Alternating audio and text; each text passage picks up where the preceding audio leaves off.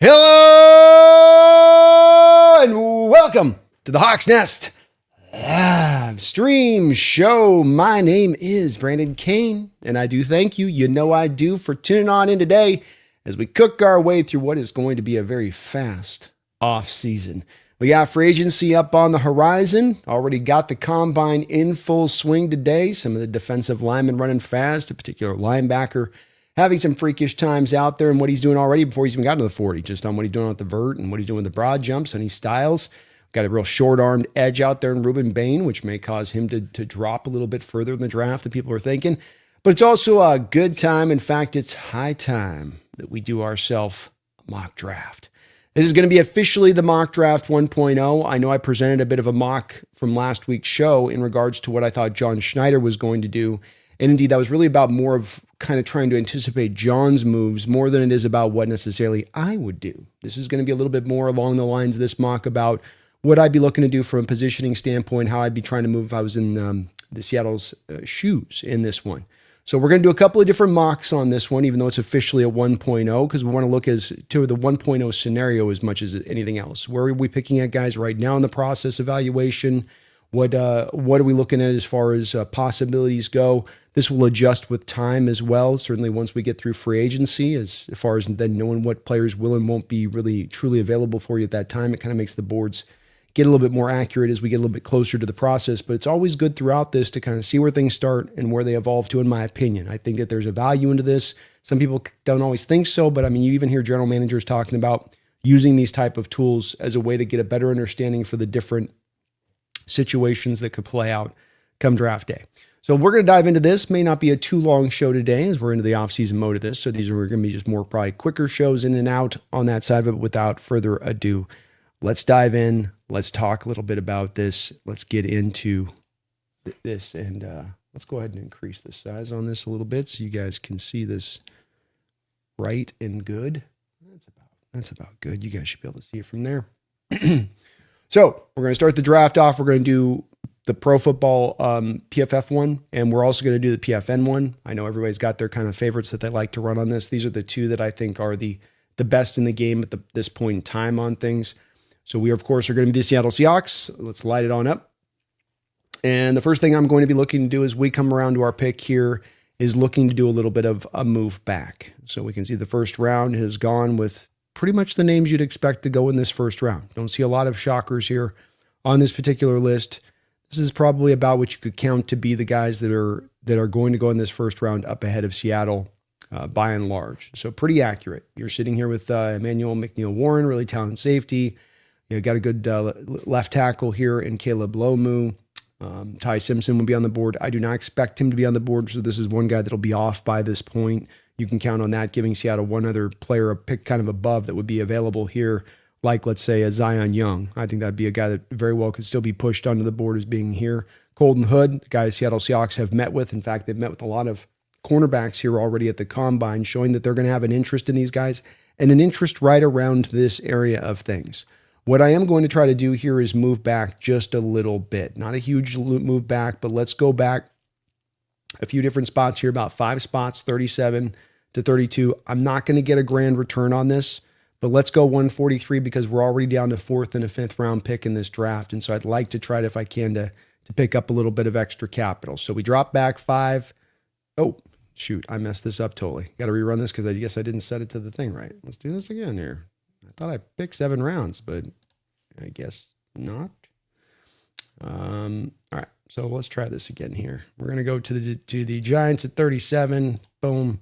142, 32. Boom. Giants say, sure, we'll take that. Seattle comes up to 37 now. We've picked up an extra pick a little bit later on in this draft. Colton Hood is a guy they've met with. I think he makes a lot of sense. I have him right on the edge of being a first-round rated guy here. Lee Hunter as a defensive tackle is good. I think that this is they would hold Hood in a little bit of higher esteem. Manuel Pregnon is he's okay. I don't know if he would be as much an athletic fit here to what they would want to do. He's also a left guard, so I think that that's not going to really be as much in play. Art Mason Thomas, I think they're not going to have him up here as high. There's a couple of wide receivers here on the list that could make sense if Seattle needed to address wide receiver, but I'm not expecting that to be as much the case.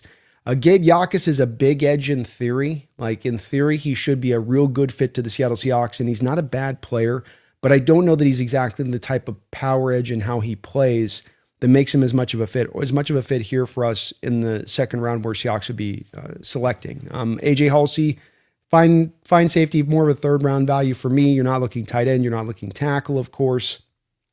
So you can see there's some wide receivers here. Chris Johnson, I like him as well in the second round. I just like Colton Hood a little bit more. I have a late second round grade on a Derek Moore. So these are all good players. Jadarian Price a little bit early on some of these guys, though, as you can see, for what you'd be picking here with Hood versus the value being kind of right. If you want to look at edge per se here, to me, there's still some more guys on this list that you can make sense of getting down a little bit further that are very similar in value to what you have in Thomas, Yakas, or even more. A guy that we'll keep an eye on here in this draft, if he's going to be up and available for me at the right spot, would be a Danny Dennis Sutton, an edge there out of Penn State. So we don't have a lot of other notable spots here that make sense. You got some safeties here, but again, seems like it's more smarter to make these selections a little bit further down the line. I do like Holden better than I like Abney, but Abney's a solid corner as well. So I understand why they've got, him in this area. To give you guys a little bit of an indicator here of, kind of the value on this a little bit. So here is right now my current big board as it stands. Sorry about it, the size isn't the greatest on this, but yeah,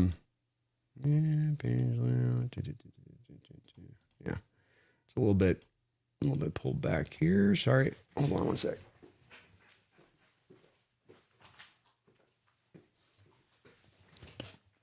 So you got Abney here.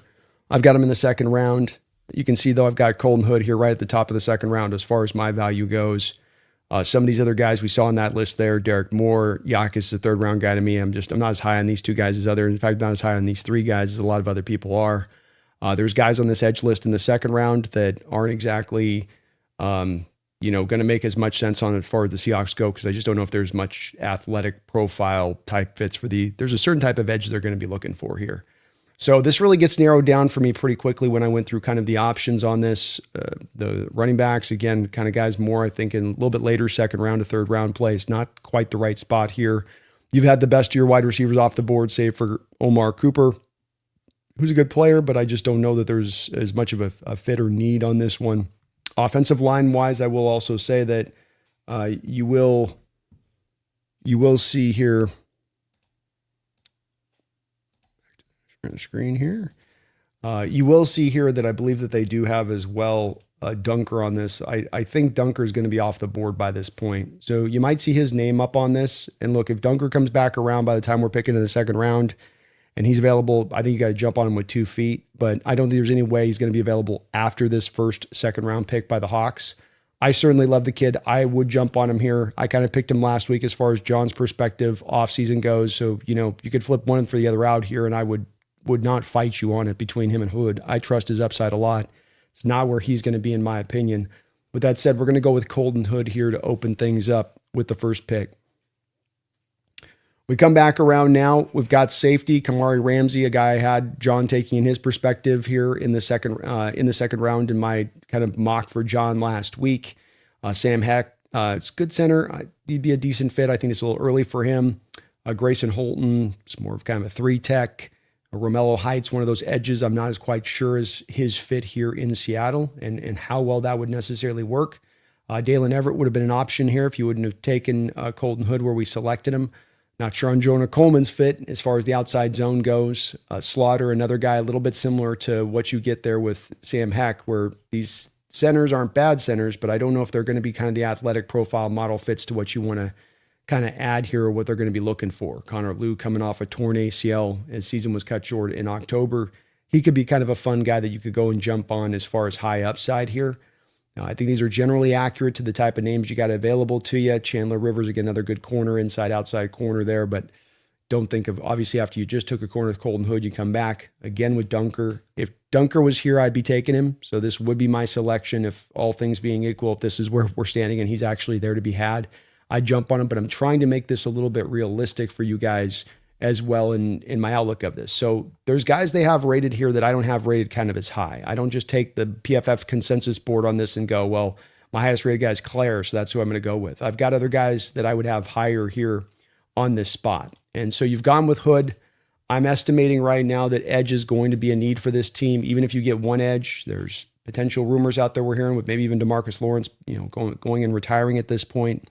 You've got your third round pick. We picked up the extra pick a little bit later on, but I do think that we're getting to a spot here with the edge class where if you don't take your edge here, you're going to see a little bit of a drop off coming back around to the spot later on. And I really like the value of the edge here, specifically Danny Dennis Sutton. I've got a higher grade technically on Romello Height. I'm just not as sure with Romello if he's not maybe a guy that needs to go to more of a, hand in the dirt kind of guy. I don't know if he's going to be as good in the stand-up city stuff with him, but he's a fun player and maybe he would work.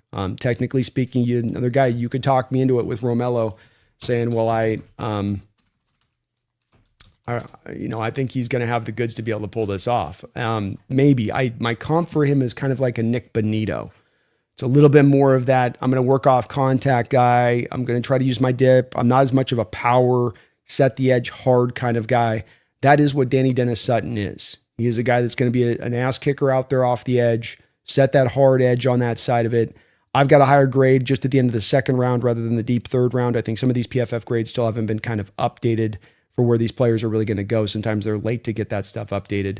But I like this a little bit better. I think I can also come back and get a safety a little bit later on. There's plenty of names here. There's another guy we'll be looking at, I think, a little bit later on as a possibility of a former Imanwari teammate and running the simulation a couple of different times as well. I just think with running back talent here on this one, Jonah Coleman, I love him. If you want to take him here in the second round, I'm not going to get pissed. It's like the final pick in the second round. It's basically a third rounder at this point. I just don't know if he's going to be fast enough to fit to the outside zone scheme. That's really, kind of the key on him. And some of that could be applied as well with a guy like Katron Allen too. So you just don't have really a running back here. Wide receiver, there's not really much here that's going to excite me as well. These guys are fine, but I don't think any of these guys are difference makers or any of these guys are going to have a high amount of upside necessarily to them.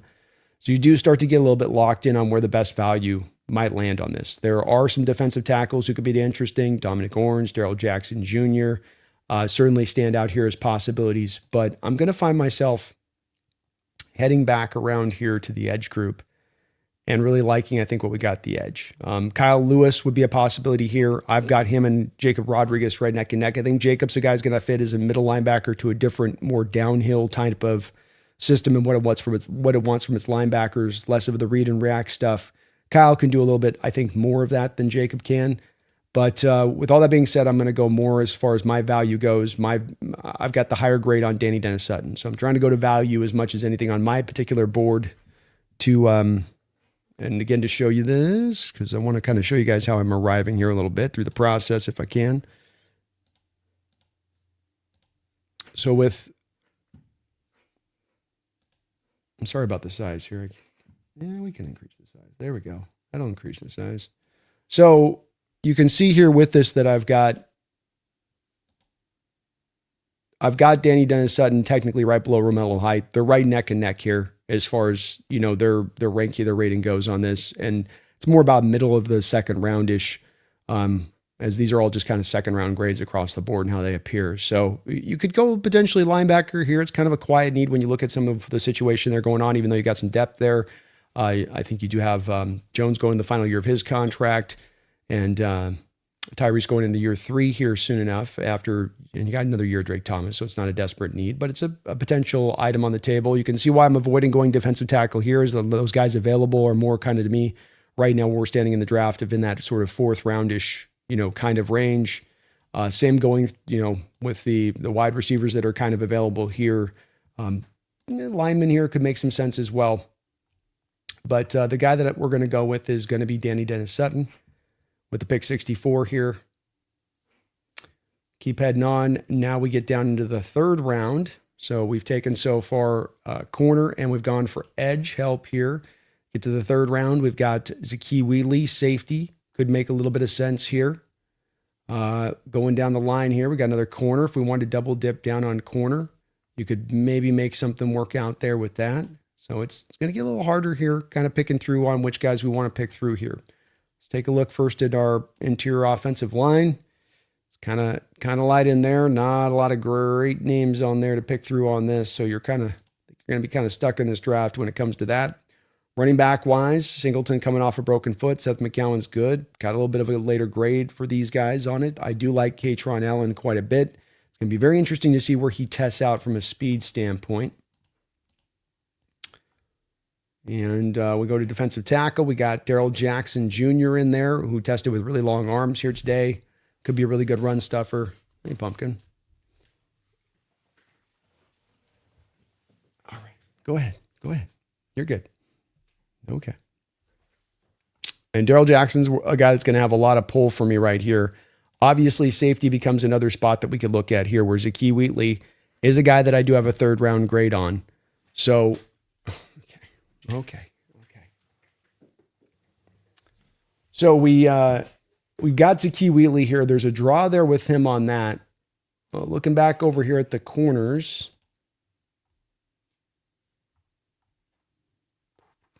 Excuse me. Sorry about this, folks. We do have a couple good corners here still. You've got Jalen Kilgore's a guy that's interesting to me as a safety that maybe you could get down the line potentially with that extra pick that you got. So maybe that would have freed you up here to not necessarily have Zakee Wheatley. When I look over at my big board for, when we look over the big board here, we do have Wheatley and Kilgore very close, though I do have the 3rd round grade on Wheatley, so I'm definitely a little bit higher on him than I do. With Kilgore, it's a little bit, you got to do some advanced math because he's a really young player and he's going to develop. But I'm not going to possibly have an opportunity to take a Darrell Jackson Jr. when I come back around. So it comes down to the evaluation on this of how much you like Darrell Jackson Jr.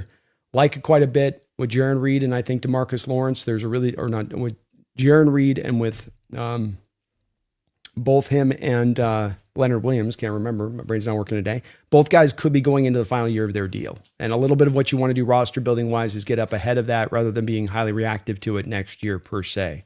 This would allow you to start to get more of a typical nose tackle in there in Darrell Jackson Jr. You got some connections to him as far as with the organization and his father having played here as a wide receiver and was a very, very good wide receiver for the team for many different years. So this is where it does get a little bit tough to me on where the value goes on this. All that being said, hard not to just lean on Zakee Wheatley here as the option. Lawson doesn't do a lot for me necessarily here. You're definitely getting a little bit deeper into your bag on this one. That's for sure. So we're going to go with Wheatley. Got to find some safety help. Got to make sure we've reinforced it well enough back there. I think he's a pretty solid guy. He can run the cover 2 shell stuff. Solid 3rd round grade I've got placed on him. Kind of a guy that potentially could come in and be a plug and play guy for you in that way. And now we go on through here. Looking through. So we could have gone also, Kilgore does show back up there. Could have gone back down the line, jumping on him at that point. Definitely this is where it's going to get a little bit tight on us. But we wanted to pick up that extra pick there just to have. Cole Wisniewski.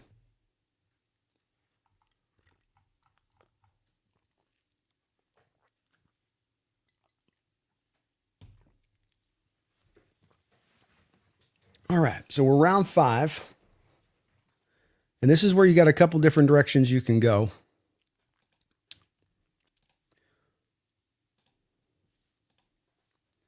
And where I'm going to actually probably go with this one is I really like Bo Stevens as far as the value here. Guy with a lot of zone background there with Iowa, having played there. So he's going to know the system really well and what to do within it. He's been a really good all-around player for them. Continually, as you can see here with the PFF stuff, continually getting better throughout the course of his career there. 2-year starter with Iowa. He can fit, I think, with some of the mobility stuff that you're going to want to do within our offense. You do need a backup here for Gray Zabel. If Gray goes down, I don't think you're going to be able to just have Christian Haynes over there. Maybe Richmond is a guy that does work there long-term maybe, but let's keep in mind that that's a transition for him. He's going from tackle to guard at the college level from last year. May or may not work with him there. And this depends a little bit on the confidence of the team with that to work. I think Jacoby Lane is another guy here where there's a little bit of maybe a draw to look here. Some of that would be dependent upon what goes on, I think, with the receiver position as far as the Shaheed negotiations, and then what you do after that, beyond that, as far as the free agent market goes, if you have this kind of filled or not by the time you get here. I'm going to anticipate that they probably have it dealt with and taken care of. So I'm going to go with a little bit of line help. Let's get Bo Stevens in here. Grab him, get a little bit of help at the left guard position there. You got your starting left guard, backup left guard set. Same for the right guard. Not super expensive, which is nice in addition to that. And that gets us here down to the end of this in the 6th round, your final pick for your Seattle Seahawks. So some interesting different options here. Josh Cameron is a guy that's not going to probably last to this spot, in my opinion.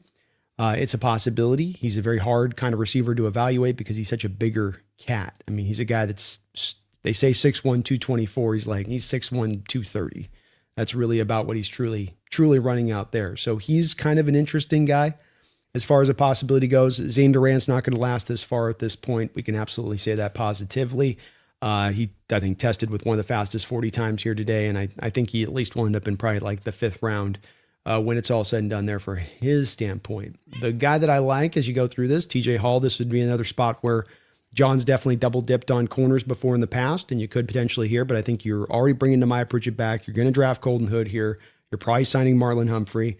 Don't think that there's going to be as much of a need to go get another corner here necessarily. Now, this is a guy that may or may not make the roster, but if I'm taking a flyer on somebody, I want to go for a little bit more upside here, in my opinion. And there's one guy that does stand out on this list, having kind of gone through this before based on who's kind of showing up here on this spot. And these are guys at positions in the past that have had a tendency to dip before in the past. And that's going to be the defensive tackle position. And specifically, that's going to be Devin Eastern. Devin Eastern's a big old defensive tackle in there. I think he's still got some upside. I think he's still kind of figuring it out. I think he's got the kind of big body that you can't, sort of teach out there. This would be a flyer pick in the 6th round. These guys don't always make the roster, but I think you can go worst direction here by reinforcing some of your defensive line. If anything, getting a player that can maybe develop here for you in the next year as you potentially lose 1 or 2 guys after this season. So I'm going to go with Devin Eastern on this one, looking through these options. I think as well, again, the second guy would be Cameron. Cameron would be a lot of fun as an option, just a big bowling ball of a wide receiver. They don't come 230 very often at that size. And he's pretty good with the ball in his hands. He's not Debo, but he's pretty good with the ball in his hands. So we're going to go with Devin Eastern nonetheless on this one, and that will finish us off for our PFF mock draft. So we have gone with a trade back initially with the Giants. We go back 5 picks. We pick up a 5th round pick by doing that. We take Colton Hood then in the 2nd round, go get our starter out there on the cornerback position. Dennis Sutton to get us some edge help rotation.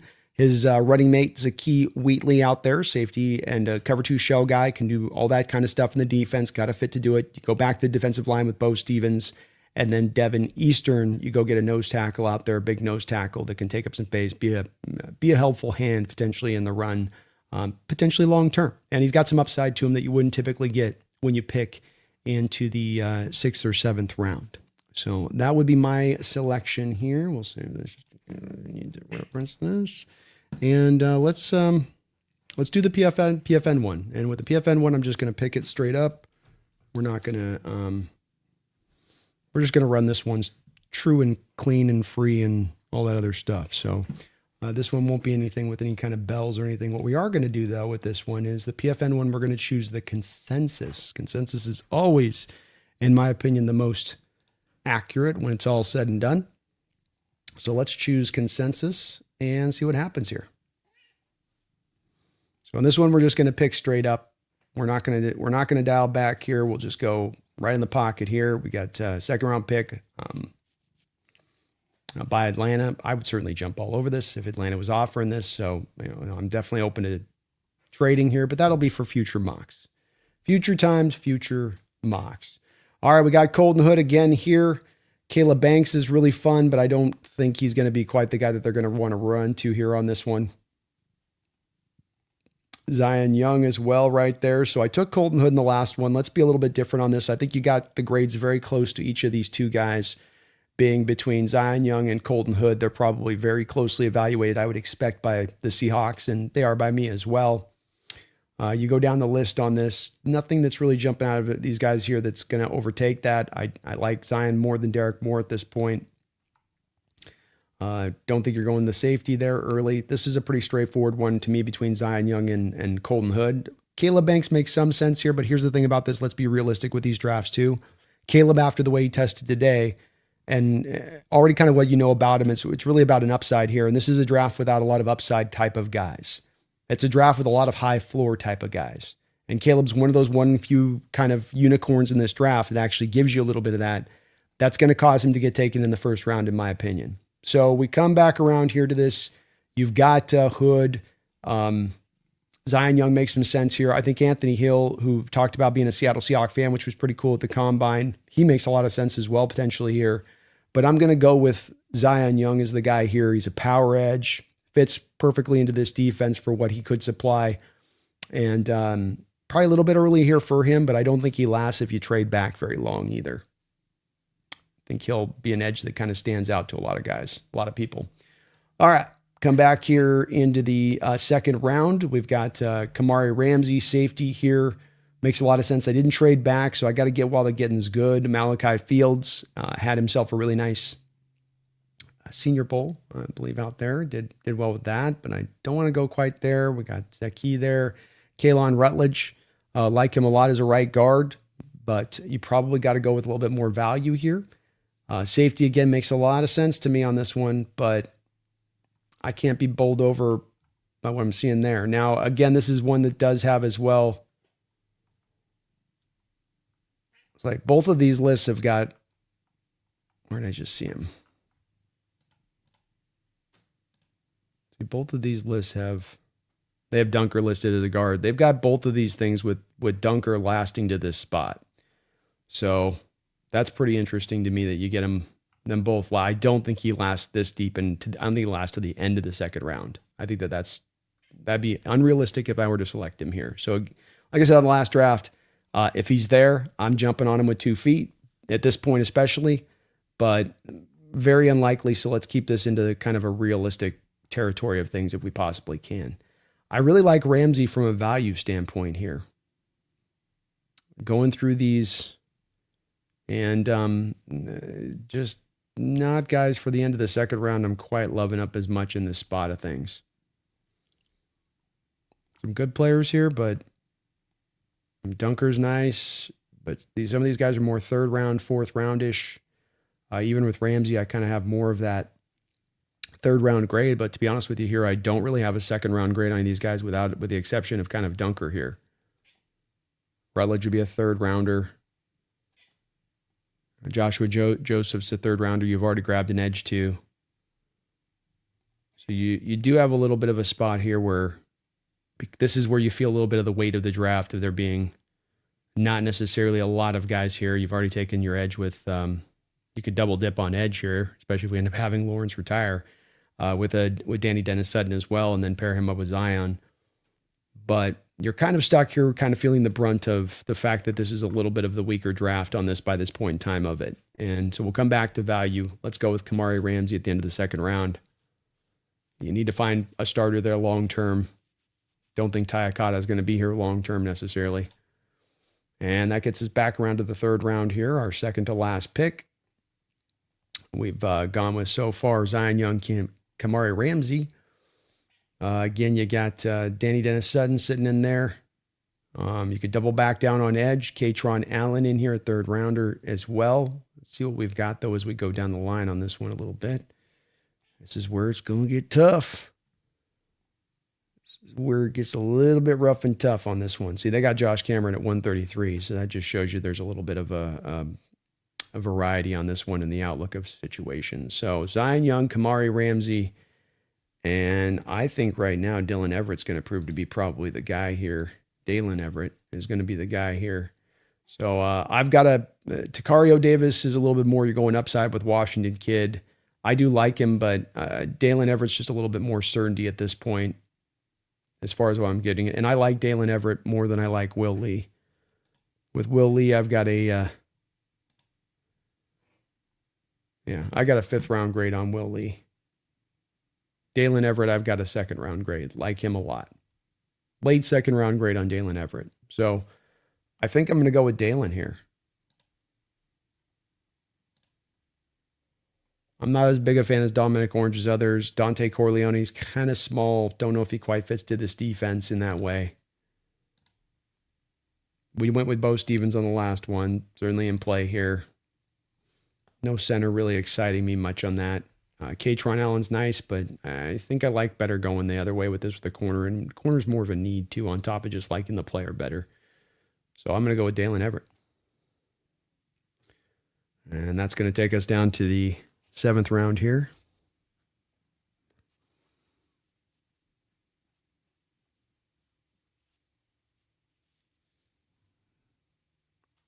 And this gets us here. And so this would be where I would look through, and we got a couple of cornerbacks that jump out here on the list.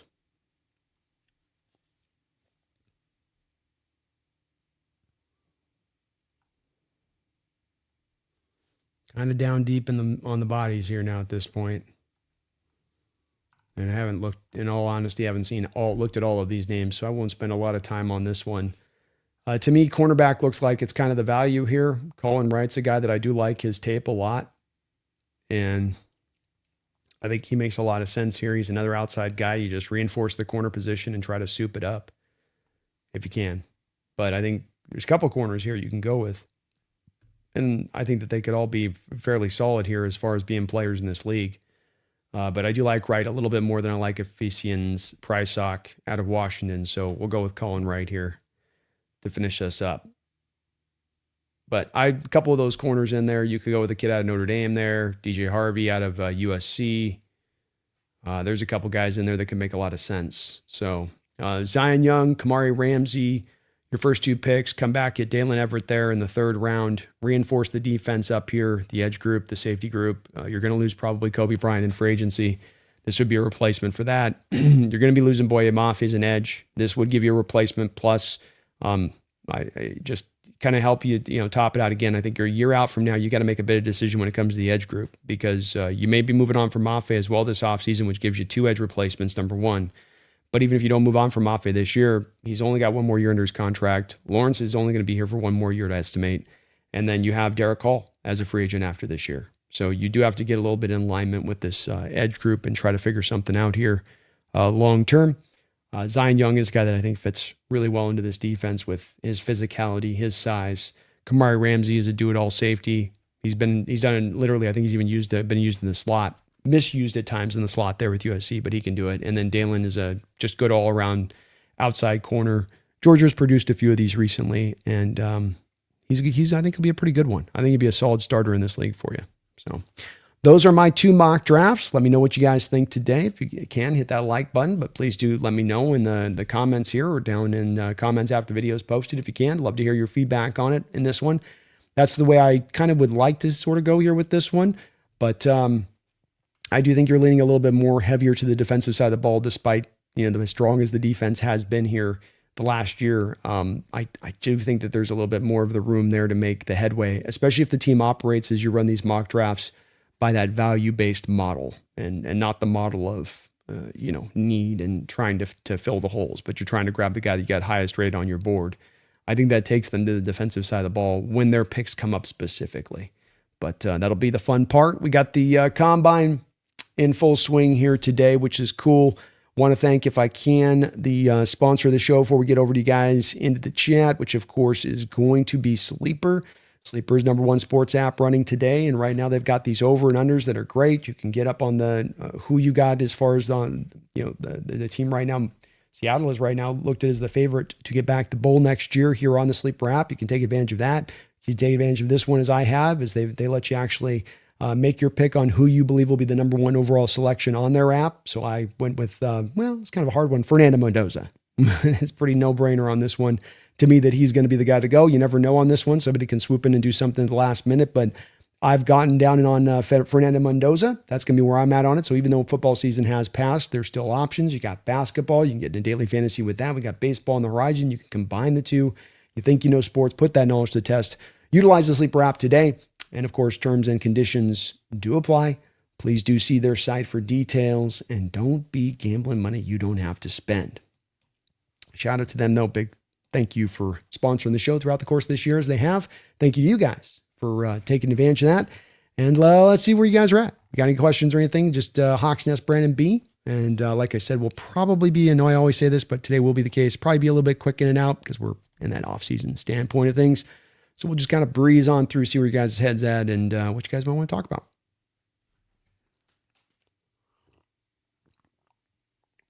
Responding to randos.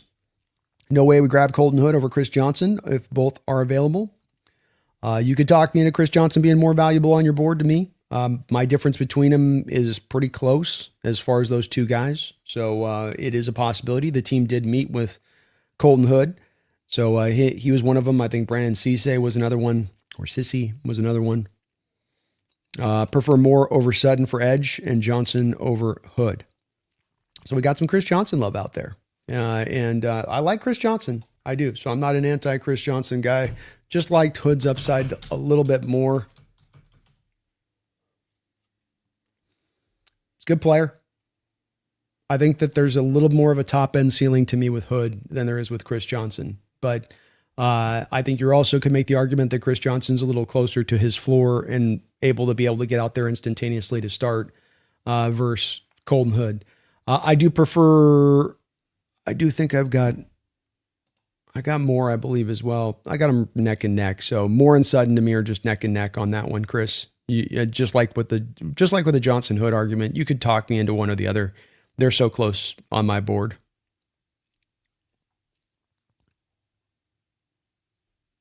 Chris says, kind of question Zion, some off the field problems. Team may avoid it. That's always the hard part for me to predict on that. I do know that I believe that they have met with him here at the Combine, Chris. Not that that indicates they're going to take him, but at least that there's some feigning of interest. But it's always hard to kind of make that prediction with it. My favorite edge prospect did great today, Malachi Lawrence. He's nice. He's kind of like, if you want to go for kind of like the poor man's David Bailey, you'd go to Malachi Lawrence because they kind of operate in some similar fashions. But he's got some fun tape. He's a conventional kind of edge and just kind of an edge snatcher, corner turner, bender.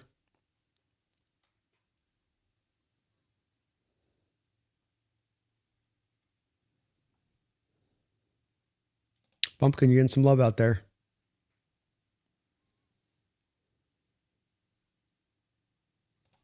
In what world do we draft two corners? Well, we've done it before, Alec. So I don't know. I guess I would wonder on why you think that that's something that we're not willing to do when John Schneider's literally done that. I think he's done it multiple times. But you recently did it with Woolen and Kobe Bryant in that draft, drafting corners back to back. You currently right now have three corners on the roster, and you're going to probably lose Job and Woolen. So this is a little bit of anticipation of losing both of those. Plus, it's a 6th rounder at that point. So the likelihood of making the roster is not great. You just kind of double back down on corner to make sure. But it's John's taken the approach before, not just to corner, but other positions as well, is that when he has a hole, he doesn't just grab one guy, he'll grab two and sort of go, okay, one of these two guys is going to work out. And we may end up cutting one of the guys, but at least we got one of them, ready to roll there and we'll be good to go. We've reinforced it a little bit.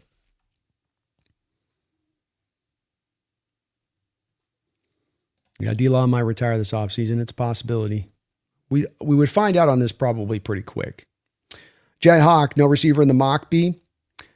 No, I didn't go that way with it. I'm not a big guy on the receivers in this class, in my opinion. I think that there's a certain line on this, and once you get past the line on this, I think that you're dropping off. So, when you're up here in this neck of the woods on my big board, when you're Jordan Tyson, Carnell Tate, Denzel Boston, Mekhi Lemon, Omar Cooper, KC Concepcion, when you're in that group of guys, I think you're getting a guy that can really give you something out there in the field. But I think once you get to these guys below here, I think you're in a lot more of a kind of a gambling, not sure what you're going to get. Maybe it could work. Maybe it could be nothing type of players. They're for a draft that has a lot more solidity of a floor and a lot of guys in certain places of this draft, be it edge, be it defensive tackle, be it cornerback. This is one spot where I would say the floor is actually very weak for wide receivers in this draft, in my opinion. These guys of tape have not been tremendously impressive. Some more than others, but I want to go for value, and if the value is better to go to a different position that's going to get more bang for the buck, then I got to go more bang for the buck on that one, Jose. Got to do it.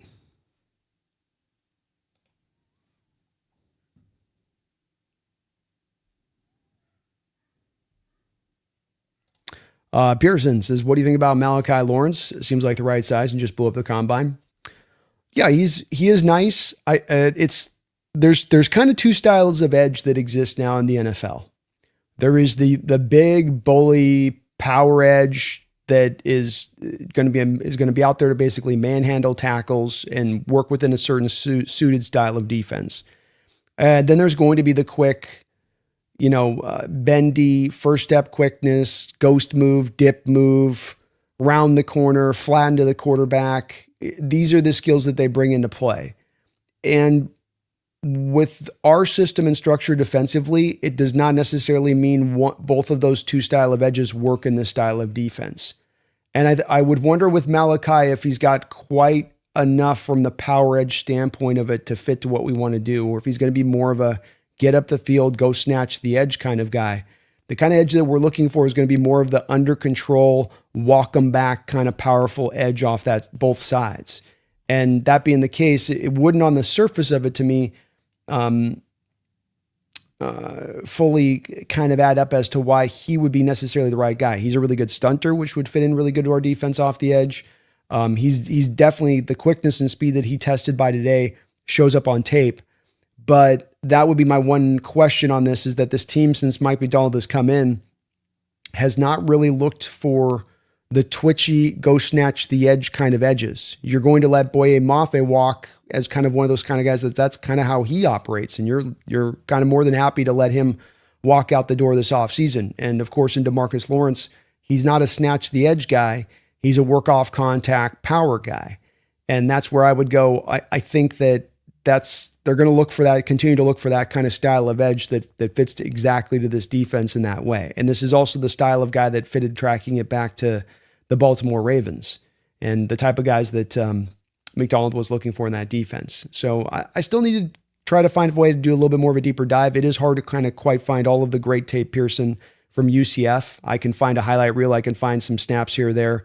I don't have a lot I can base it on because I don't have the 22 on Malachi from UCF, but based on what I see early on with him, he's a good player, probably a day two guy, late day two guy, but he's got to probably go to more of a defense that's about a kind of having an edge do some of the conventional things out there in how he operates. Chris says Malachi's he's good, but is not good in the run defense. And whereas this is where I go, it's a little bit more in this defensive scheme. The edge is a little bit flipped on its head. A lot of edges in certain defensive schemes. You go, how do you rush the passer is the forefront thing. There's times almost within this defense where it's like, can you stop the edge run? Can you set the hard edge on the run as a power edge?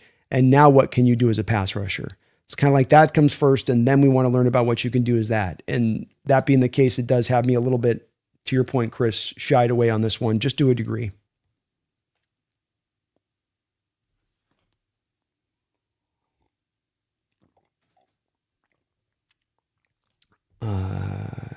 Can Eamon I think you meant here, Matthew Eamon. No, I think you're going to keep Eamon in this spot. You're not looking to move him to safety. Kobe Bryant would be you'd have Ty Akata would take over there as it stands right now.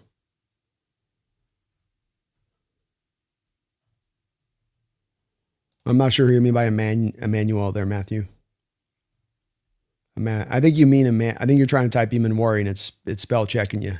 So Eamon can play safety technically, but he was so great for you at the slot. You don't want to move him off of what he was dominant at, what he seems to have superstar potential at, to move him to a position where he might very well be lesser at that point.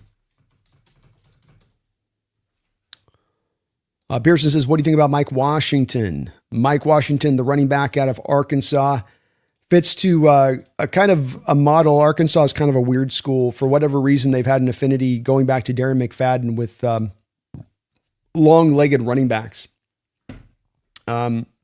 Just they love their leggy running backs out there. Darren McFadden, Rocket Sanders, they just years of them. He's a punch it and go kind of running back. Really did much of his damage from shotgun looks last year, which is pretty common in college.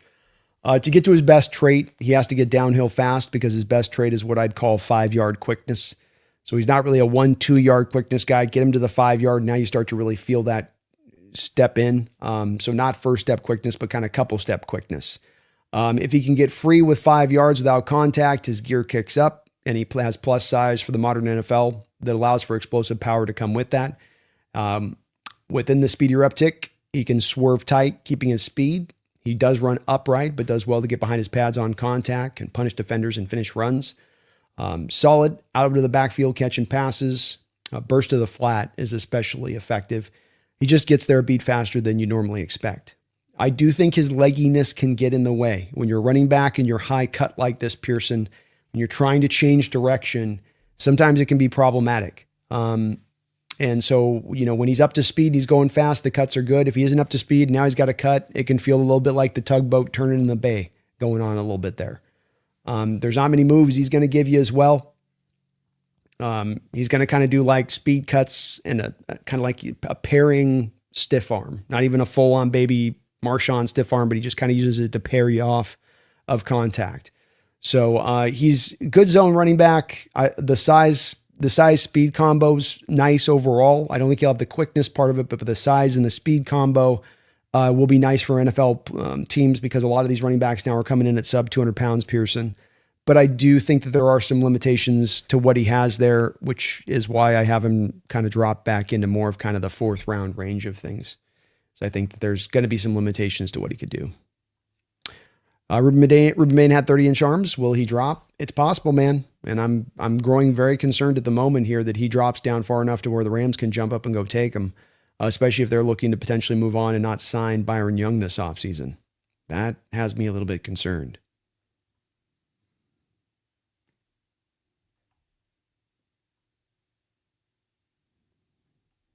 Haven't had a chance to take a look at Trey Lance, brother Bryce. Definitely will check him out. Definitely COVID didn't help these guys out.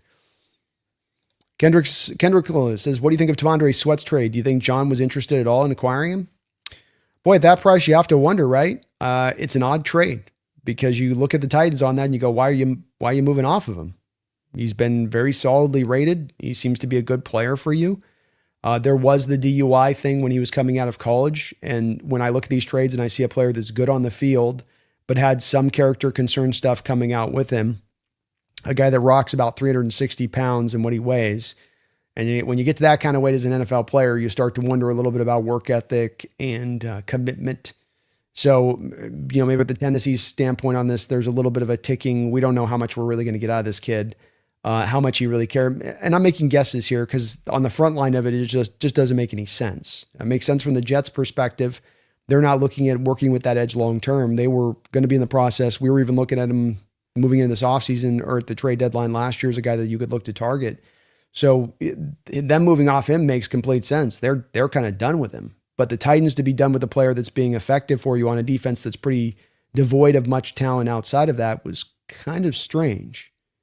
And I can only wonder what John, if that some of that character stuff was what would impact him to not be in on this. What would be the cost, I guess, if you're going to go move for him at that point? Are they going to want a third round pick? Would I see a Seattle wanting to do that right now? Not as much. When you really look at the defensive tackle position, you got 4 guys deep. You're running back next year. You added T'Vondre Sweat. Who's sitting down?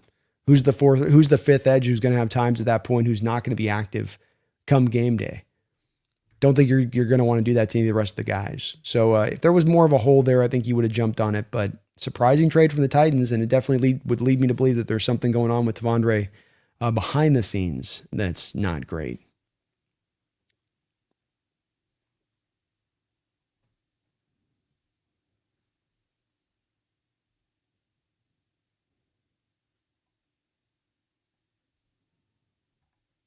Oh, you ever see Andy Rock, man? Alcaz is a good player.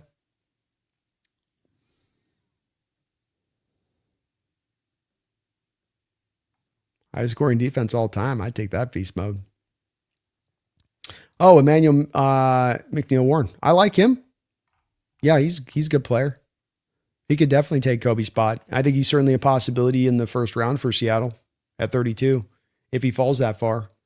There's a high variance on McNeil on where he might go. Some of this comes into the fact of being from Toledo. He's got great tape, but people are always going to have a little bit of the question on competition with a guy like this. But we've seen, I think even Quinyon Mitchell out of Toledo a couple of years ago went really high in the draft. So it's a possibility. But yeah, he's good. He'd fit in great. Love his tape. Such a shame we can't get Sonny Styles. Definitely not after today, man. Whew. He's a good player.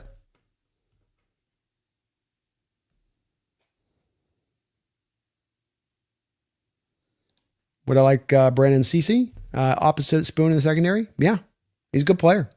He's right there in the. I would say my rating for Colton Hood. They're different players in slight different degrees, but I think Colton Hood, Brandon Cece, Dalen Everett, Malik Muhammad, Chris Johnson, all of those guys to me are on the higher side of the second round, and all of those guys are really solid players. All those guys have solid floors.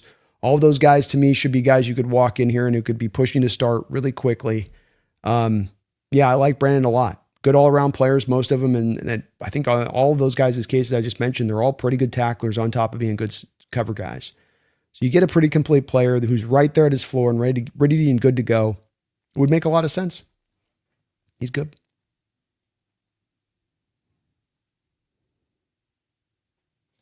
Matthew, Emmanuel McNeil Warren, can he take over Kobe's spot? Is he a fit for the Seahawks in any way? Yeah. Oh, 100%. Yeah. First off, here's my notes on McNeil Warren. Highest graded safety in college football last year, 6'2", 202. A wonderfully reckless force. A play with his hair on fire kind of safety whose quicks and speed give him maximum explosiveness when he arrives to light you up. Whether in his best interest or not, he'll then also lead with his head, but it's like he's looking to cause mayhem. Legally, of course. One of the best in this draft at forcing fumbles, causing 8 in his career in 3 years starting, and he's got the peanut Tillman punch, and also just the leading with his head to knock some of those guys can take their helmet and put it on the ball as they're coming in to tackle. So he's got both the peanut Tillman punch, and he's got the put my head in there to knock the ball out. Barely targeted this season, credited with only giving up barely over 100 yards in coverage this year collectively, not a game, all season long. His tackling approach can sometimes be all or nothing, leading to missed tackles. He does have a weird-ass habit post-snap where he'll take a beat to get going, like he's still adjusting a helmet or getting to his spot in the field. Speed made up for it versus Toledo's foe. In the NFL, that won't work because he's getting a little bit lesser competition, so you can kind of make up for some of that sloppiness at times and just getting ready before the snap. But that's correctable, right? More than double his reps operate from box safety, strong safety type positioning. He is an overall safety and coverage and naturally was able to run with just about anyone on tape, but competition played a factor in that too. While not a pick machine, he's got some legit turn back for the ball and find it with quick hands kind of plays. There are some awkward snaps in coverage, but he gets the job done. Coverage is his forte, but can he work in cover 2 shell? I think yes, but there is a bit of a risk involved there. Toledo had him doing more strong safety stuff and less free safety stuff as time went on. Could be an indicator in that. So love him as a player. The key with Emmanuel is really going to come down to, does Seattle have faith that he can run the full gambit of the cover 2 shell stuff they're going to want to run specifically? Is he more of a older schoolish kind of box safety? Now you got to keep him, or can he run the cover 2 shell stuff? Can he be free safety at times? Can he do it comfortably? But he's a hell of a player, and the speed he plays with, just how kind of mean he can be with it, that definitely would fit to the Seahawks defense.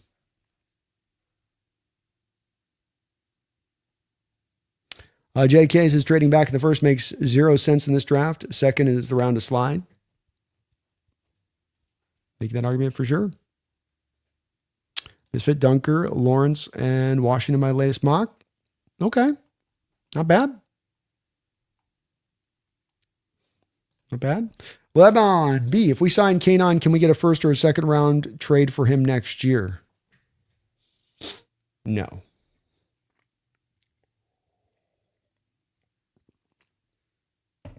I can't remember the last time a running back got traded for a first round pick, Liban. But no, I would not. I wouldn't think so.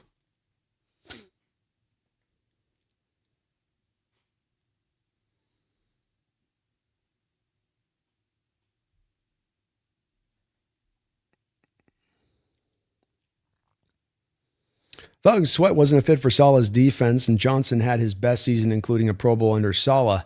Next year missed all but 2 games, and last year had Glenn as his coach.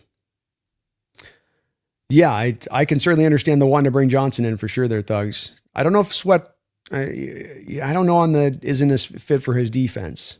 I mean, Sweat's mobility is going to be the same of a guy like who was the Niners had a couple of big boys they put out there this year on the field that were right around that size. What, Elliott? How big is Jordan Elliott? Or is it Kyle Davis I'm thinking of?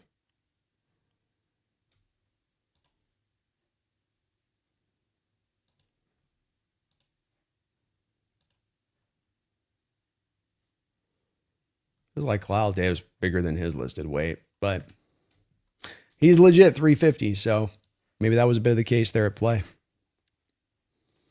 Pearson, how would you feel about Jermod McCoy if he had a Will Johnson type of fall due to him testing?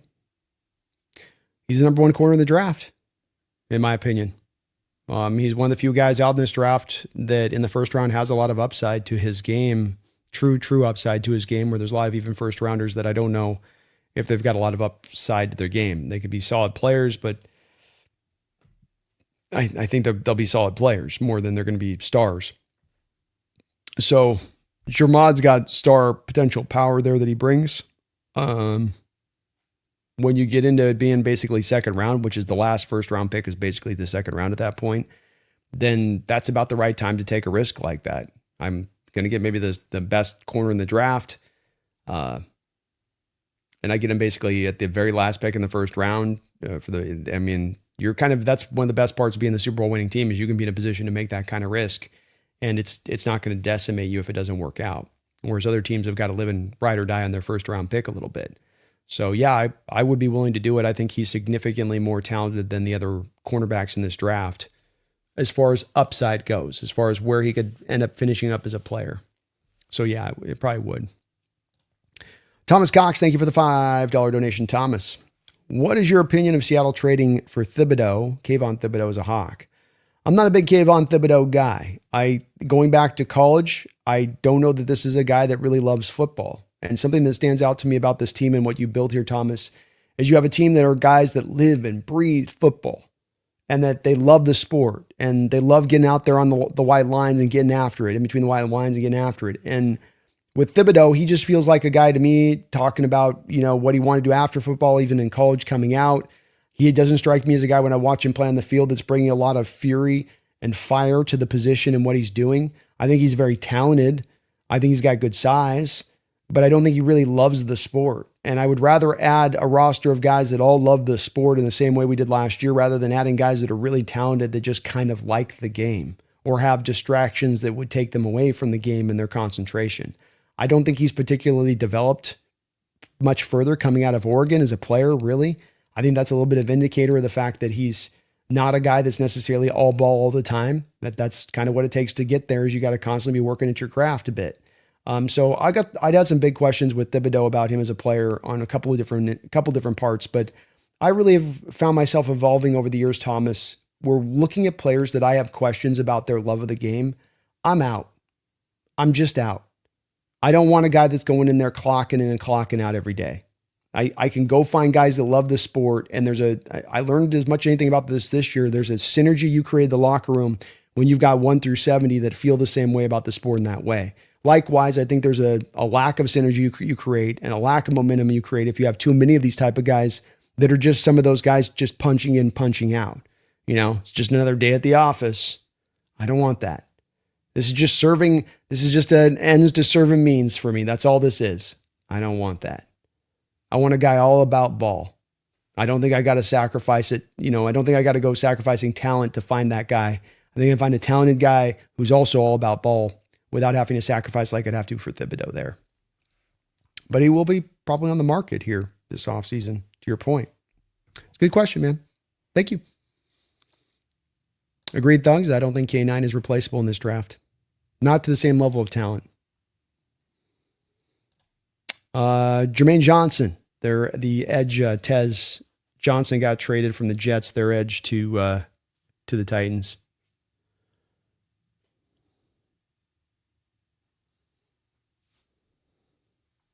It's crazy that Seattle has not many weaknesses. I think Schneider and McDonald will go BPA over need. Agreed. I think, too, they're going to do a good job in free agency of trying to really cement up anything that could be perceived as a need walking into the draft. You're going to get a corner, be it a Humphrey or something else before you walk in the draft. You might do the same at the safety position.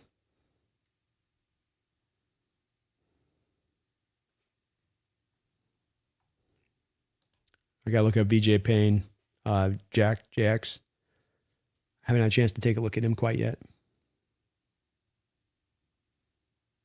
Rockman likes Price better than Love. Ooh, bold take there. I like Jadarian. I like Love too, but I'm not as high on Love as some others are.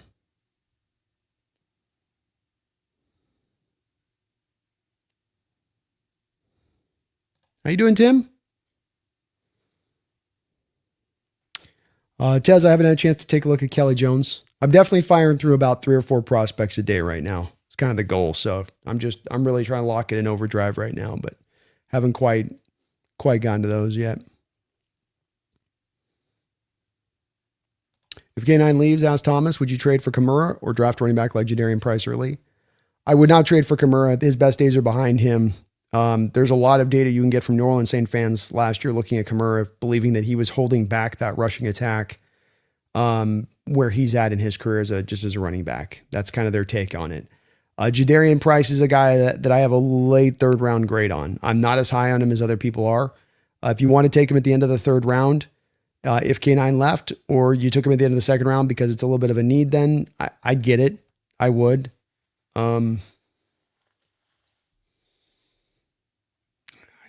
Sometimes get some worry. When I watch Jadarian Price, there's some worries I get with Audric Estime, and it's not fair because Audric and him are pricing different players in certain ways, but it's like the same kind of thing with Audric from a couple of years ago, Thomas, where you're getting caught up on how good the guy looks physically a little bit, and it's like, is he that good? And he's good. I'm not shooting it down, but it's where I'd more like to get into like the late 3rd round with him. I don't think he's got 2nd round talent quite. I'm not there with it myself, but yeah, he's definitely an option. Have I looked at Muhammad and Davis from UW? Yes.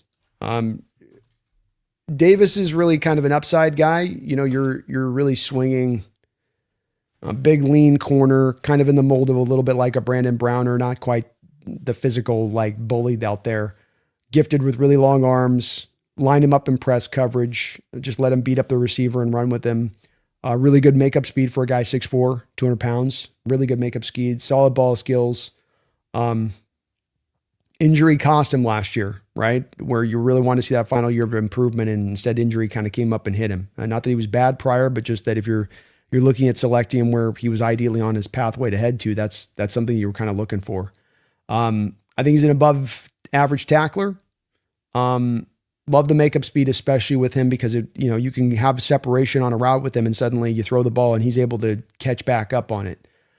He's obviously going to have some issues with the size on this as far as stop and start stuff goes, because when you ask him to stop and start, that's where those big guys flip their hips. That's where it can be problematic with them as far as you really can lose them in space now at that point. I also think that he's really a little bit more locked into needing to be more of a man press guy, Thomas, that you can work in some stuff with him out there in off coverage zone, but you're going to find him like a fish out of water when you do that with him a lot of times. And he's going to get exposed, especially when he has to stop and start and you get him guessing a little bit out there in space. So he is a little bit more to me of a guy that you might want to fit into more man-based press kind of looks, kind of defenses, maybe in Atlanta or Tampa Bay or like a Denver kind of defense for Davis. I don't know if we would be as much the fit there for him because of that. Malik is a guy that, I've looked at Malik as well. A complete physical corner at his best in off coverage, then using a strong burst to break on routes as he reads it, guesses it. Good speed, athleticism, but I'm not sure it's a monstrous strength of him in either department. Solid. His strength comes from really strong footwork and a burst and willingness and aggression to drive on routes in front of him. He also does a great job of staying on top of the deep routes. He's given up very few long receptions over his career at Texas. Strong run defender. He'll come up and lay the wood, fights to get off blocks, and is a fairly sure tackler. Also an issue when he lines up in press coverage, too much grab and hold. So he's got, you're kind of like what you've done here with both these two players here, Thomas, a little bit is you're grabbing two players that are kind of at different ends of what they both do as a strength and then as their weakness. So in Malik, off coverage, let him read and react in zone, man match principles, zone principles. But then you put him up in press man coverage, and now he gets all grabby. You put Tacario Davis up in press man coverage. He's got no problems up there. He'll beat the guy up legally, and then he'll run with him step for step, no problem. You put him out in off coverage and zone. Now he gets a little bit exposed to the other side of it. So with Malik, I don't think there's a super high ceiling there, but I think there's a solid all-around floor. Probably going to be maybe more around him going to a little bit more of zone concept stuff here and there a bit. But I do like Malik, and I thought he did stand out to me as pretty solid out there at the Senior Bowl watching him in person.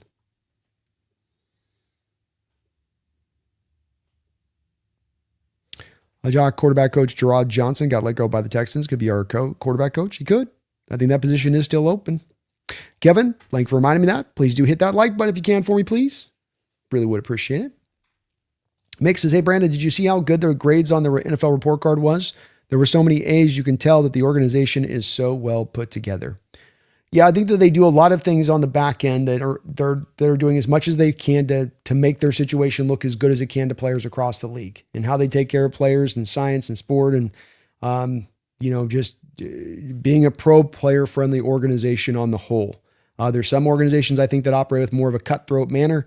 There's different ways to go about this, but I think Seattle really tries to purposefully do some of those things on the back end that are less obvious, as they say, chasing edges, finding places where you can be better than others, and that this stuff reputationally will spread out through the league and word will get out across the league. And this is how a guy like DeMarcus Lawrence, who's got no real connection necessarily directly to Seattle, comes and ends up coming to Seattle because a little bit of this kind of reputation. And what we're going to learn a little bit about, Mick, this offseason in regards to you're the team that won the Super Bowl, you're the team that's going to be one of the Super Bowl front runners for next year.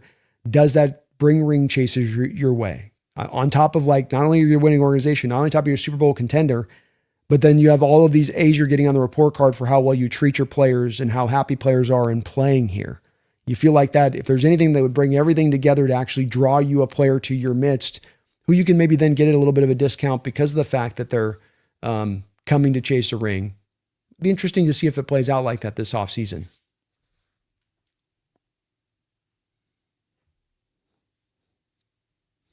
Mr. Kane, my brother from another mother, how you doing? This is very late. Just wanted to say hello to everyone before I go to the beginning of the video. Go Super Bowl champion Seahawks. Go Hawks, man. McFrew, let's get Dunker on the Seahawks. What's better than one ginger cuz? Having two of them. Hey, I love it. Let's go. Let's go. Dunker's all day for me. He's one of my draft crushes. No more Kelly Jennings, man. No more 175-pound outside cornerbacks, Kendricks, that are 5'10". Seahawks 360, I hate this draft because we only have 4 picks. I don't understand the casual take of it being a garbage draft. Lack of blue chip talent, 110%, but it's not a bad draft class at all. It kind of depends on where you're looking, I guess. I do think it's a little bit of an underwhelming draft class from recent ones I've looked at. I mean, you can kind of see here with it. When you just look at kind of the big board of where I stand on this, and I certainly have to get to the day 3 guys and fill this board out. But when you're at the spot that we are right now with this, I've got, what do we got here at this point? There's no quarterback first round grades. I got 4 wide receivers, 2 left tackles, and a right tackle. So I've got 7 first round grades, 10, 12, 15, 15-ish first round grades. So if I'm picking 17th in the first round this year, I'm probably going to be taking a second round pick as far as my graded talent goes on that guy. And that's where it does hurt there. Not having any quarterbacks hurts. You're not having any blue chip talent in this draft. Normally you'd see on this list a lot of this stuff from me. A lot of these bolded, which would indicate blue chip talent, which would indicate blue chippers. But that's not the case this year. I have no blue chip talent in this draft. I've got good first round grades, but no blue chip talent. So there is value to be found, based on where you're looking and where you're selecting. This is going to definitely challenge teams to a major degree to make sure that Seahawks 360, that they have their boards in the right order and that you're truly drafting for value, because you can get yourself in trouble with this draft. There is some good parts to it. But if you were to ask me, Seahawks 360, what's been the strongest drafts over the last 10 years and what's been the weakest drafts over the last 10 years and what they produced, and there are bad drafts. Think about this 3 Seahawks 360. Remember the Aaron Curry draft where we get to finally pick up in the top 5 in the first round. And if you look at all of that draft, you look at the first rounders in that draft, you look at that draft in the whole, it was awful. It was a bad draft. This one might be kind of close to that one. It might be in somewhat of the same sort of vicinity. It's maybe not quite as bad as some have painted, and I've certainly added on to that paint job there myself, but I got to say it's one that's been a struggle for me, and I'm starting to come around on it a little bit with some of these guys as I get finding a little bit more of some day 2 guys in here than I thought we were going to see. A couple more of those guys are popping up, which is helping things, but I do think it's a little bit rough. Chris, I think that Miami would ask for a second for A-Chain. They only have him on 1 year left on the deal. Whoever trades for him might have to sign him to an extension, which isn't going to help Miami on the trade returns. Might even be a 3rd round pick. Love me some Dunker, Misfit.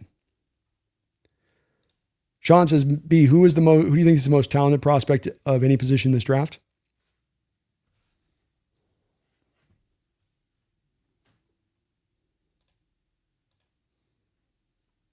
Arvell Reese has probably got the highest upside. There's a lot of bust rate factor. The Arvell Reese type might be you're getting Micah Parsons, and it might be that you're getting Carter like the Giants did last year. I mean, that's kind of your player type here. The off-ball linebacker that you want to more transition into more of kind of an edge guy, but occasionally also want him to kind of play around up front, spinner roll off the guard, have him stand up and run some of the stunt game stuff, have him occasionally run a little bit of linebacker. So you get a variance here on this type of player as far as what they end up becoming at the pro level. But his upside is Parsons. With Ruben Bain, I think that he's going to be a really good player, but I think there will be a little bit of a limit to the upside. Feel the same way with a little bit of David Bailey. McCoy might be the guy that's close to Reese on this one with it. You just don't have as much tape to go off of with McCoy and making the guess on that one. And Caleb Downs is a little close, but I think Caleb Downs has gotten a little bit overrated through the pre-draft process here, where people start talking about him in manners of which, like, best player in the draft. I can't quite get there myself on that one. Rob, I don't know if you've already answered this, Brando, but what do you think about the Indiana wide receivers, and which one of them would you prefer? I like Surratt as an X. Surratt's good. Yeah, I'm probably not quite as big on him. My comp for Elijah Surratt's kind of a little bit of a lesser Alec Ionamore. Outside possession receiver, smooth route running, strong at the catch point, good hands, not going to drop much at all. He'll catch the ball out away from his body. Good jumping ability, great anticipation at high point of the ball when it's inbound. Just a back shoulder destroyer of worlds. I mean, him and Mendoza could kind of do that whenever they wanted to go the back shoulder throw, they went to it. It's got a solid release package to him. Average speed. Not going to generate much separation when going deep. This is why I don't have him maybe as high as some others do, because you're not going to get faster. The speed is what it is. Tough after the catch, willing to fight for yards, but not sudden or creative with the ball in his hands. He's got that toe tag, drag, swag. Above average as a contact contested catcher, smart when working off script, a red zone threat on the back shoulder, throws and fades. He's not quite as dominant as a contested catcher as he would need to be to have higher upside at the next level. So you have a guy with average speed, really got to lean on route running.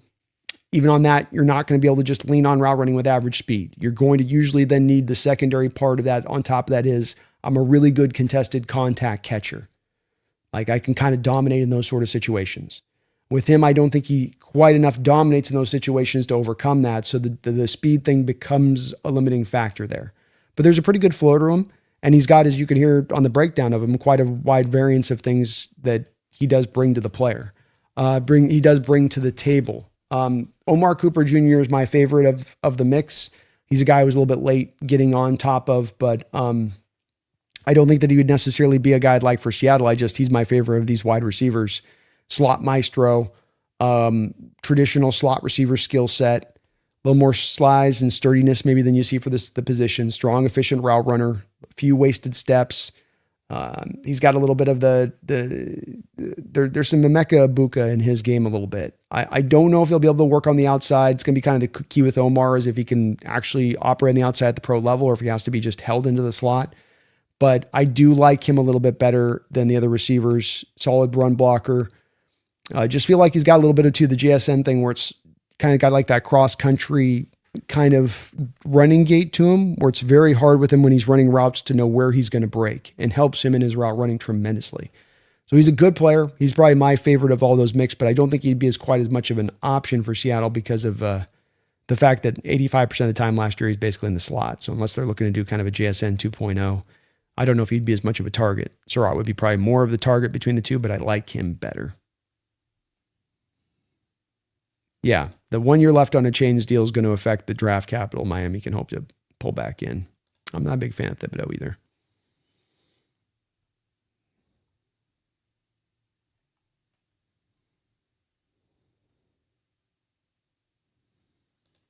So you just don't understand fans wanting to move players like Milroe Arroyo after a lack of production in the rookie season. It's absurd. Yeah, I wouldn't look to do that. The only way I'd be looking to move a guy like Milroe, for instance, is if somebody looks at this draft and they go, we don't like the quarterbacks in this draft. Hey, Seattle, we'll give you a second round pick this year because we think Milroe would be a second round pick in this draft. And you've had a year of development with him in your guys' place. That'd be the only way I'd consider to do it. But yeah, no, we're not moving that. Big boy, just Hawks Nest. I just think the Sweat trade, because that kind of DT build doesn't fit Solo's wide 9 defense. Might not. The thing with Sweat is that he is a big man, but he's a big man that moves really well at his size. He's not necessarily the fat guy that can't move, but I can understand that being a reasoning.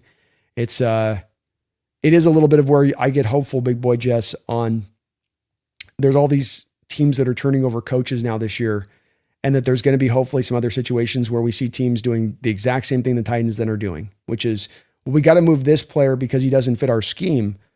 But wait, we just drafted this guy and he's been a really good player. Yeah, but he doesn't fit our scheme.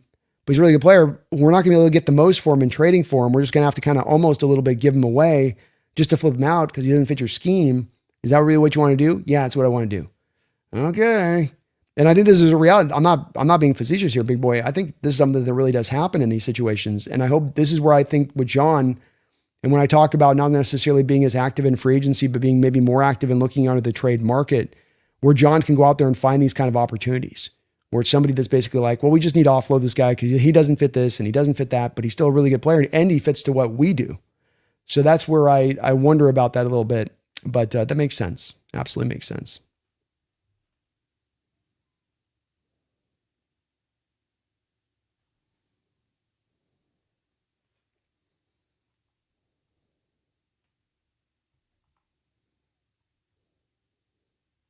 Seahawks 360, if we don't pay K9, why would we trade for A-Chain and then pay him after 1 year?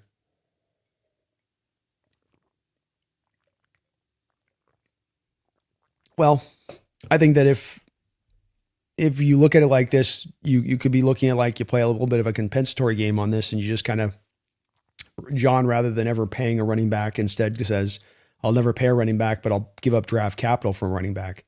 So if you trade a third rounder this year for A-Chain, let's say it was a third rounder, and then you let him play out the final year of his deal. Now K9 goes out into free agency and he signs an $18 million a year deal, let's say some crazy deal. Well, now you're going to get somewhere in the neighborhood of like a third round compensatory value back for K9 at that point. And then if A-Chain does the same thing next year and goes out there and signs a similar kind of contract, you could get the same thing for A-Chain and just kind of keep wash, rinse, repeating this situation a little bit. I'm not saying that's where they're going necessarily, but it's possible that you could take advantage of that in this way and how you could look to try to attack it. So could be as well too, Seahawks 360, that they may like A-Chain a little bit more. And the one thing that A-Chain does bring is a little bit more of the element as a pass catcher. K9's not bad as a pass catcher, but A-Chain's really good as a pass catcher. So they may like that a little bit more too. But I think some of that could be a play here where John plays a little bit of the old comp game here a little bit with this.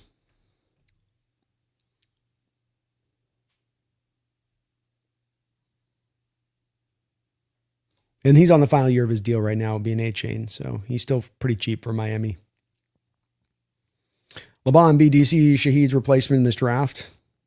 Not really. You've got X wide receivers in this draft that you could potentially target, but nobody's going to be kind of the speedster he's going to be, in my opinion.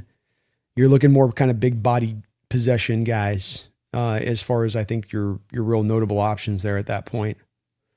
Casey Concepcion is a possibility of a guy at the end of the first round. Like if she was to move on and he's there at the end of the first round, I think that's a real possibility. But the guys that go into more of that, to me, once you get past that into more of the third roundish range, it's kind of a drop off at that point. I don't think you're going to find something as readily available there to that as an option. No. Not that's really going to work. You could draft a guy, but I just don't think he's going to work. Yeah, Misfits picking up what I'm putting down. A-Chain in some ways could be an upgrade to K9. Not sure about A-Chain and Pass Pro, but certainly couldn't be worse than K9. Yeah. I can't remember on the Pass Pro stuff with A-Chain, but I do know as a pass catcher, he's kind of one of the better ones in the sport out of the backfield.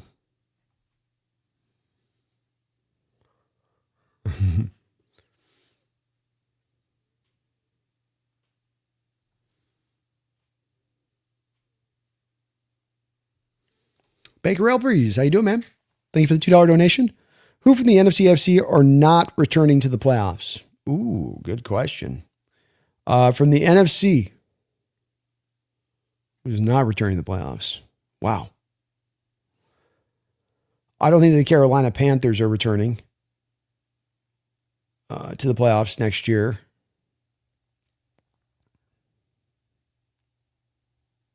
I think kind of all the other NFC teams kind of banker do, though I'm a little drawn on the Niners to say the Niners aren't going to, but I'm not as sure as that as I am with the Panthers. So I'll go with the Panthers and the Niners being kind of the backup option there. But I think the Eagles, Hawks, Rams, Bears do make the playoffs again next year. In the AFC,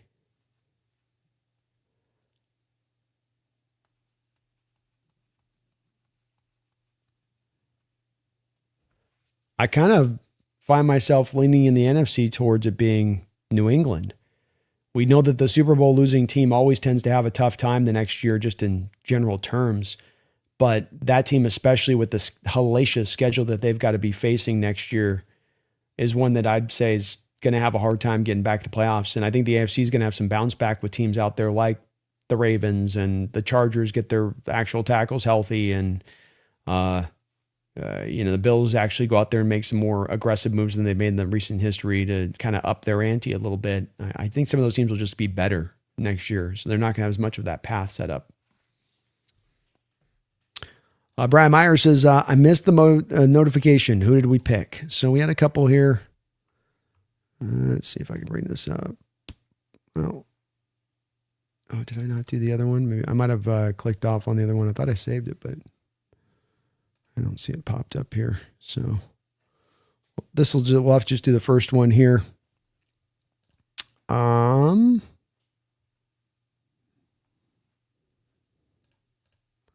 So we got Colton Hood in the first round after I traded back with the Giants about 5 picks to pick up an extra 5th round pick. Drafted Danny Dennis Sutton in the second round at 64. Got Zakee Wheatley, his running mate at safety there with Penn State. Came back, took left guard Bo Stevens out of Iowa. Get a backup left guard in the 5th round. And then Devin Eastern, a nose tackle, was my pick there in the 6th round. Brian, good to see you in the house too, man. Hope you're doing well.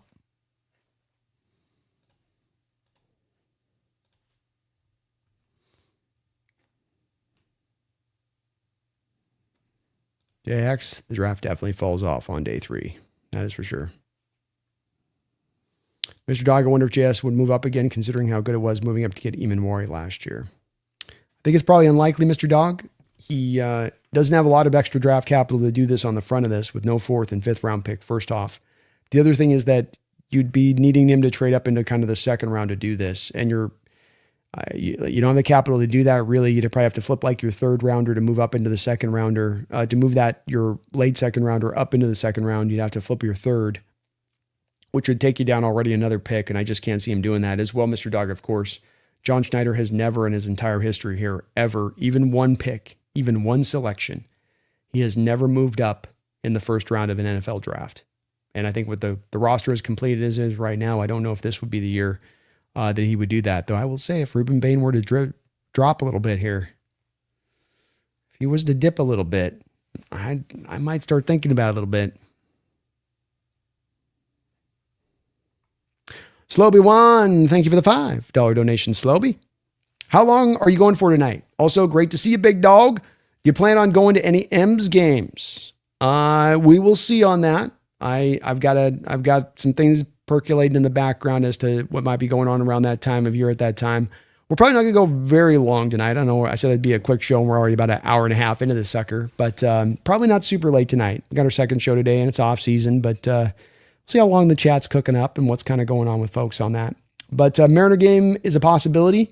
I'm kind of working on some things on that as far as something. There's maybe some things percolating with that have go beyond that a little bit. So I'll get back to you on that for sure. I'll let you guys know if I'm down there. Absolutely, but I'd like to go check out the Mariner games, and we'll be doing a couple of live stream Mariner games this year on the channel because you guys liked those a lot last year. So we'll keep that going again this season too. But thank you, Slobby. Appreciate the $5, man. Probably another half hour or so tonight.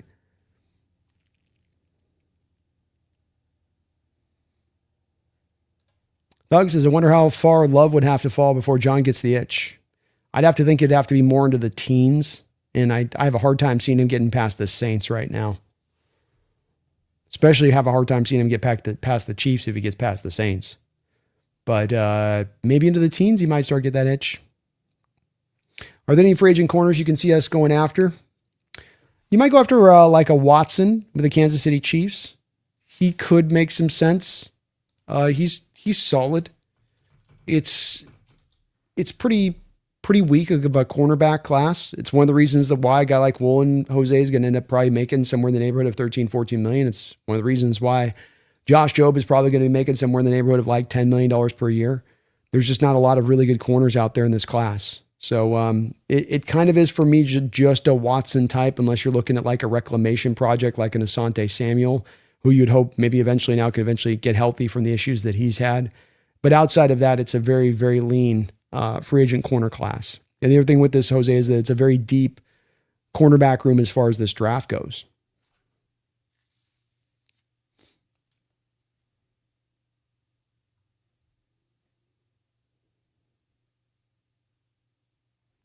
Mick says, Anthony Hill said he was a Seahawks fan. What do you think of his tape, Brandon? Do you like him paired up with Jones, possibly? I do, yes. I really did like his tape. I was drawn a little bit initially to making him a first-round graded inside linebacker. So I didn't quite land there, but I have a very high second-round grade on him. 6'3", 238. So, I mean, he's legitimately really good size for the off-ball linebacker. Just another supremely talented inside linebacker. Not quite the hybrid pass rusher of others in this class, but he can work off the edge with room to grow. Excellent first step quickness. His pursuit angles are elite. Smart drops in space and coverage. Just feels the quarterback's eyes and quick to the spot. He's got some pop in his pads and brings more weight than you typically get with a modern inside linebacker, and is an elite tackler, in part, I think, because of that. Grade A blitzer, aided by his first step quickness and that demon after the ball approach.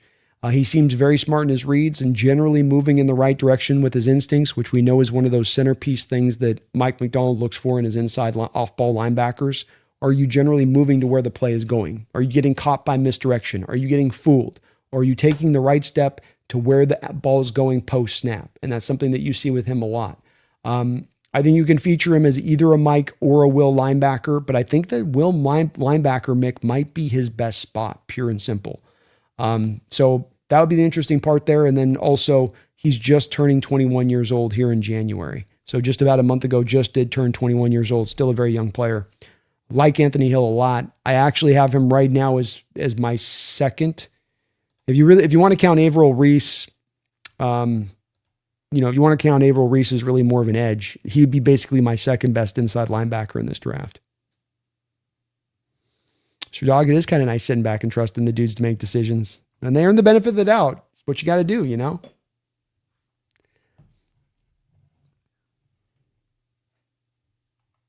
Niners are a very popular answer here for not getting back to the playoffs. Dabney Trot A-Chain would make a lot of sense as a backup, that's for sure. A backup plan, that is. Am I going to do any behind-the-line enemy collabs about free agency or after the draft, Brandon? Maybe around the draft we'll do some stuff. Possibly. I'm kind of still working together my plan for the offseason a little bit. It's a good suggestion. I'll try to work something in if I can.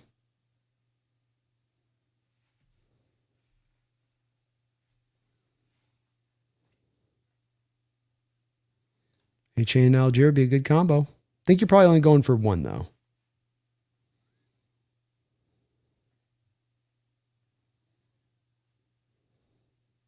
Yeah, King Bomber. If Lawrence does retire, you're probably going after one of the two of those vet edges that are on the open market. From Mac to Bosa to Chubb to Clowney, maybe even Von Miller you can throw in there.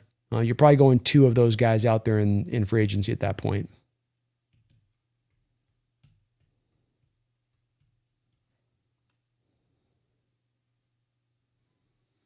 Our Ranger Hawks Nest, Brando, I hope all is well. Hope everyone's well, despite the Paramount Skydance Corporation winning the bid to buy Warner Brothers Discovery. That's tough. Sorry to hear that, Donnie. Chris B, if you're in San Diego, I think the Mariners play there in maybe May. Ooh, I'll have to check out my schedule. I definitely need to go check out a game then if that's the case.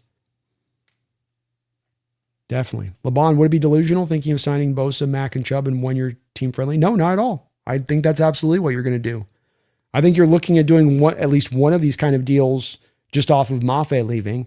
But I think especially if Lawrence leaves, then you could do two of these kind of deals. And there's about a collection of 5 guys here. Bosa, Mack, Chubb, Clowney, Von Miller. All these guys are guys that you bring in as a rotational pass rusher and they can still be effective. You're not asking them to start 24/7, but just inner work into the mix. Keep the rotation fresh and vibrant.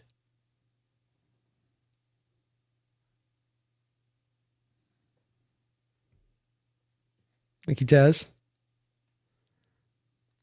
Jamad McCoy be great fit, man. I don't think he's gonna last. I think he's gonna be the first corner off the board, Micah.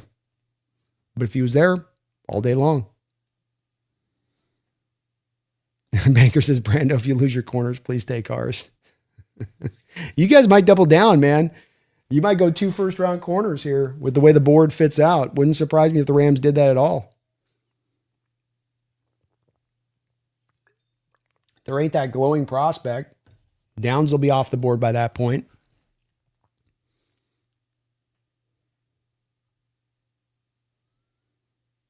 You know, Mac, Chubb. You can interwork any of those kind of 5 guys we talked and talk about just 2 of them. Get them on a 1 year, $8 to $10 million deal. Grab 2 of them, fit them on in then with Derek Hall and potentially a Chen at that point as your next 2, and you can make it work. Slobby1, thank you for the $5 donation. Appreciate that, Slobby, for the double dip. Is there any shot we could trade for Crosby and get Colton Hood? No. Colton's going to go at the top of the second round. It might be like 7-8, but he's going to be out by the time you get around to your second round pick, and you might move Crosby for just a first round pick and a future 2 or something. Maybe you can get down to there. I think he's going to end up costing you probably two firsts. So you lose your first round pick. Colton's off the board by that point. You're more looking at like Dalen Everett, Malik Muhammad, maybe Chris Johnson, Keith Abney, Chandler Rivers. These are the guys that will be available to you when you pick in the second round at that point as far as outside corner replacements if you move for Crosby with your first round pick.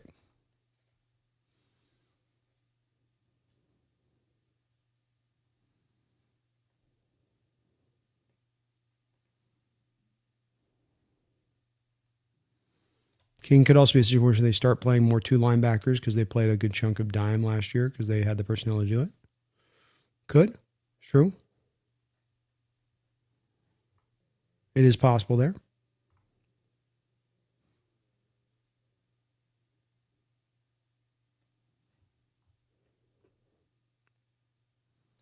Banker, any info on the defensive line player that had 30-inch arms? Is he cooked? Ruben Bain. I mean, it kind of comes down to Banker on, it's a tough one because those are very short arms. There is no doubting that. And that it's significantly short arms. I mean, you talk about these guys being in like 32 inches or 30, 31 3/4, and you're like, ooh. So you come in at 30, like that's a big ouch. The thing with this to me though is that Bain's got fantastic tape.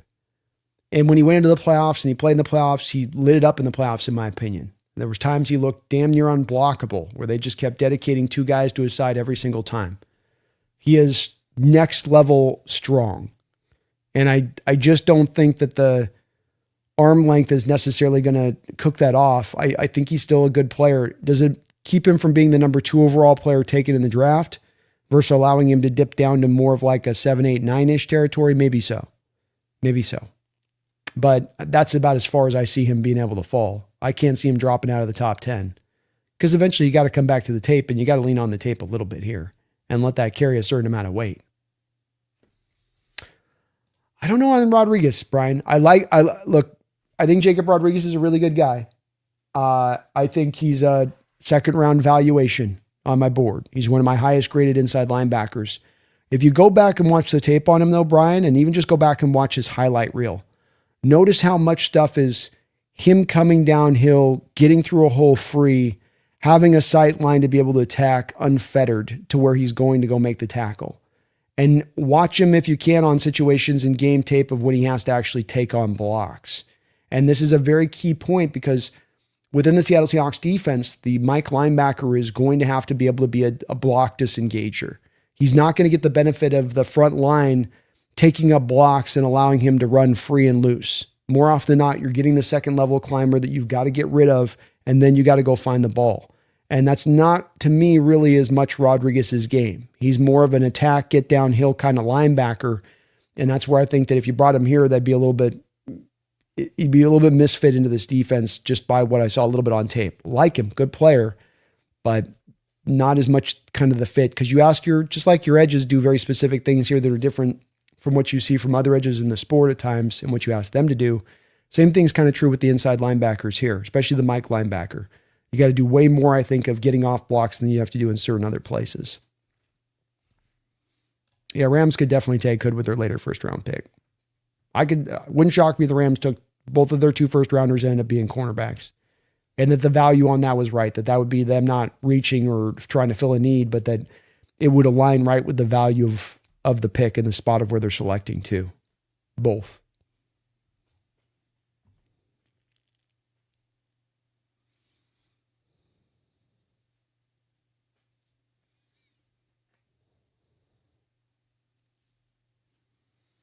That's where I'm standing on this, King, is that I think with these guys, you've got a weird collect. There's always, every year in free agency, there's always the year where you get the guys that are over 30 years old. They're not in their prime anymore. Still really good players, very smart players. They've been through the sport. They've got a very good understanding of what's going on. A lot like we had with DeMarcus Lawrence last year. So we've got the archetype already set and that you targeted this last year to great success. And you have it now again here in this free agent period where you can really pick the one you want most. And it's Bosa, Mack, Chubb, Clowney, Von Miller.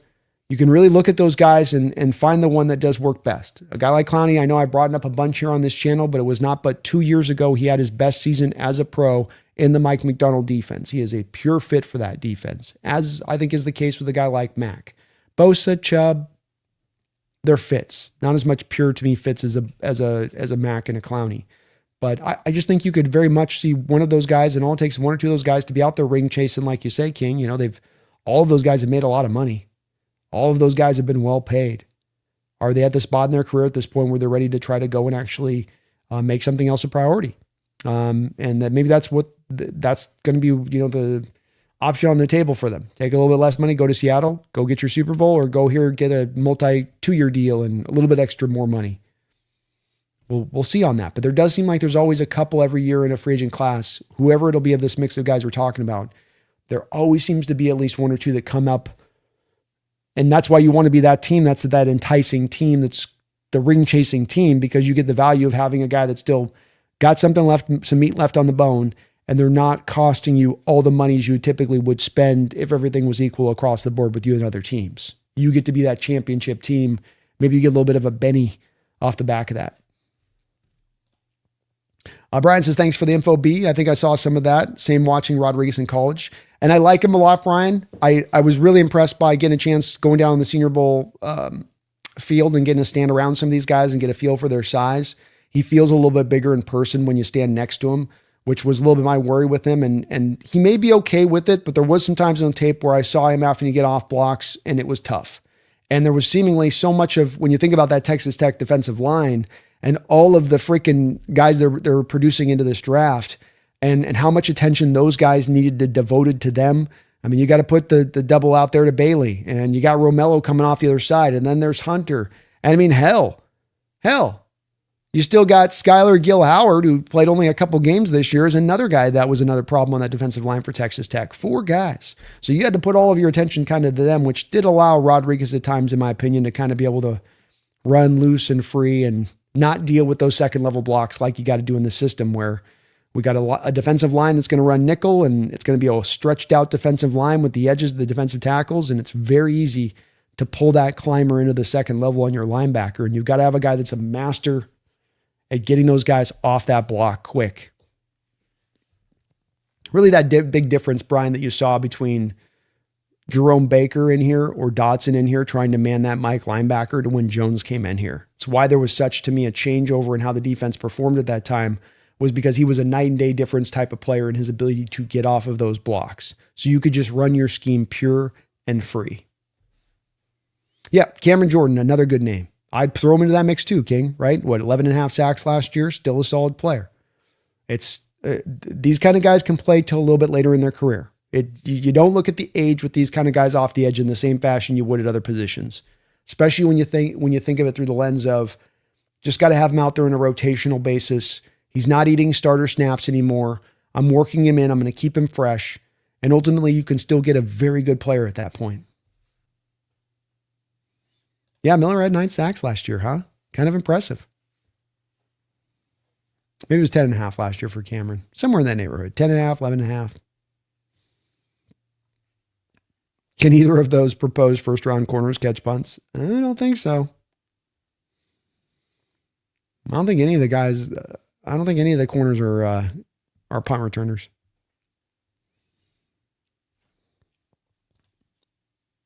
Yeah, there's a huge amount of these guys available, King. And they're guys where it's just, you go and you draft guys into more of a second, third round range. We know with these guys, we tend to have to wait on the production for them.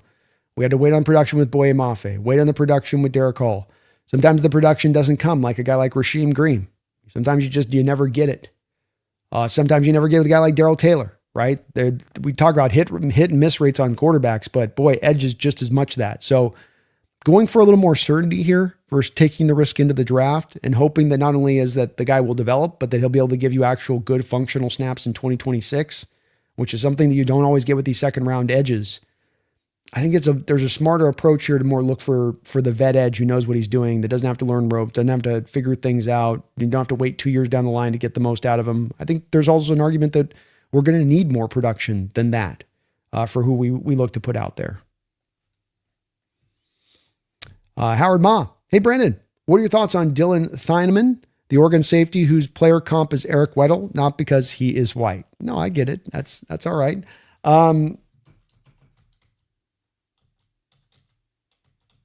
Trying to get to my notes here on him.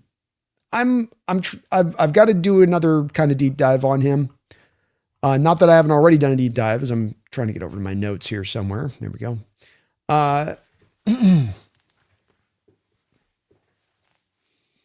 There's a lot of people that are really, really high on him, Howard.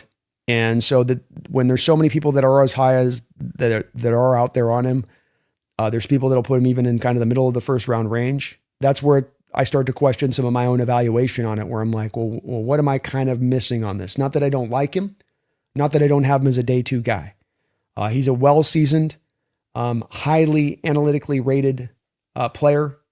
Dylan's game leads with solid intelligence and instincts. So I think when you come back to Eric Weddle, that's a big part of what Eric Weddle was, where you find that comp in play.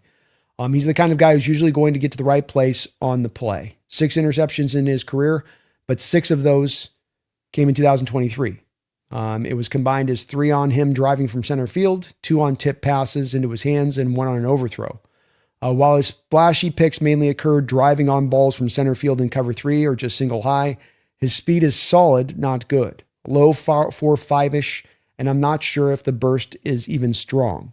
Though you can operate him out of split safety looks, even he played the meat and the 3 safety sandwich at times is the Oregon. So they'd go 3 safety looks, and I call him the meat and the sandwich because he'd be the middle safety of those 3 safety deeps. And they actually ran a pretty good amount of that. He's not particularly big or long. He can lose tackles because of it. I think he's got to live in zone as man coverage as man coverage. Can expose his lack of twitch, burst, and change of direction in coverage. He can legit arrive with some baby thump and has a knack for forcing fumbles. The bottom line is he's a three-year starter who has put up some stellar tape throughout that time, getting mildly, progressively better every step of the way, even after he transferred this past year from Purdue to Oregon.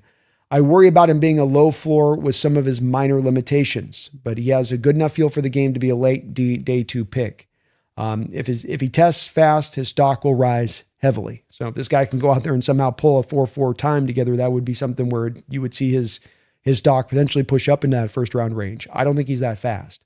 And so I don't love him as a tackler. I think he's a little bit more aligned to needing to be more of a free safety than doing strong safety stuff, Howard.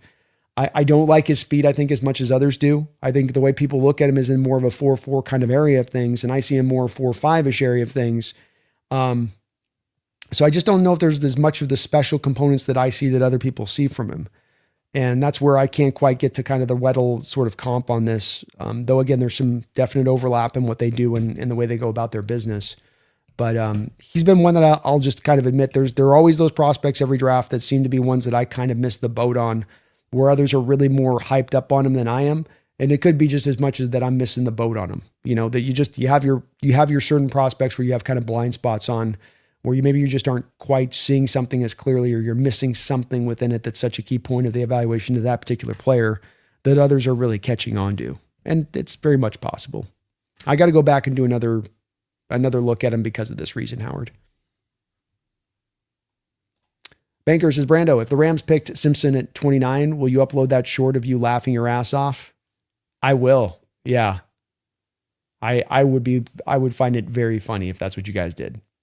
He ain't going to last to 29 though, Banker. I really don't think he does. I think he gets picked in the teens, but I would. Hell yeah. After my last year's reaction for your guys' trading the Falcons pick, I mean, that was like one of my highest viewed videos of the year, that one. So I definitely would have to, just for that reason alone. King Bomber, tomorrow is going to be exciting. I think we'll get a good feel for which corners are going to be of interest at 32. Indeed, that'll help us understand a little bit closer. Does interesting, you got a couple corners that are already being talked about with Seattle already meeting with them. I think we had the list actually here. Let me get over to the list on this one.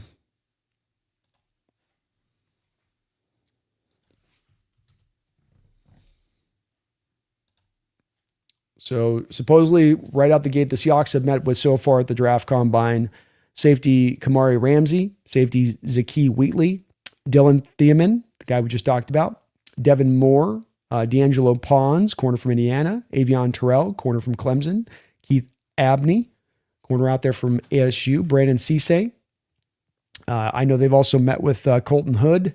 So you've already out the gate met with a lot of these guys that kind of are set to be right around King into that sort of end of the first round range of things. King Bomber, Seattle has missed on so many edges in John Schneider's tenure.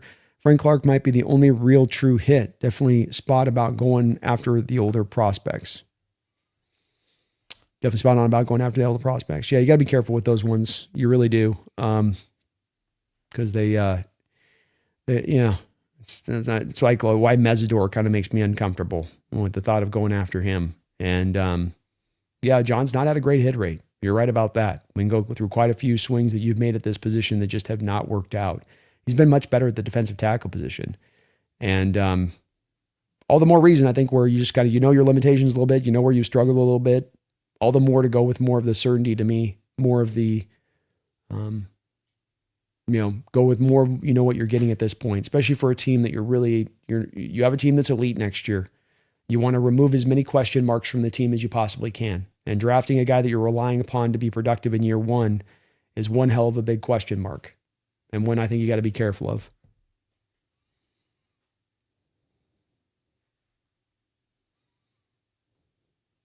Yeah, I definitely got some more work, Jax, to do on Thiemann myself. Feel like I'm missing something on it.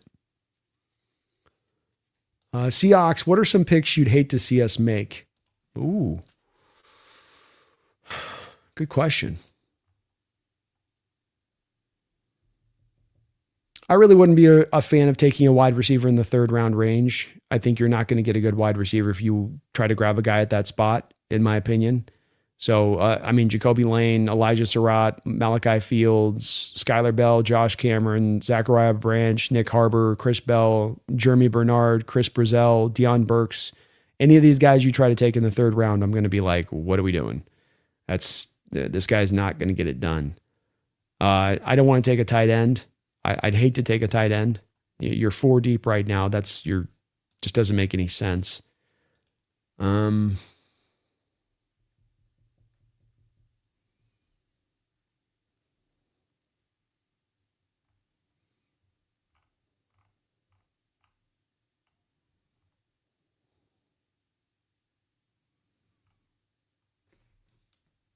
There's not a lot out there that I'd say I'd hate to see them do. As I was saying a little bit earlier on this, I can understand how value could be there. And look, in one of the mocks I ran here on PFN today, we took Zion Young. So I'm kind of going against my own mock draft a little bit with this, but I think taking an edge in this draft is not necessarily the best way to go here either. There's guys you can take, and you might have to by just necessity a bit, and that's where we come back to again. I think there's more of a market opportunity if we're looking for the vet edge who can come in and be instant productive for you and come in rotationally. So, yeah. Armand, he did meet with the Seahawks. He did meet with the Seahawks indeed, did Thiemann. And I could, again, I don't want to, it's early in the draft process, and I always go back through these guys a couple times as I can to really, give them a look, especially when there's a guy that I appear to be so off of, where people have with Dylan, maybe even a late first round grade on him. I've got a early third round grade on him, Howard. So I don't hate him, but I just don't necessarily have that grade as high up, I think, as other people do. And that's where I could be missing something with him for sure. How you doing, Feed Me? It's good to see you in the house, man.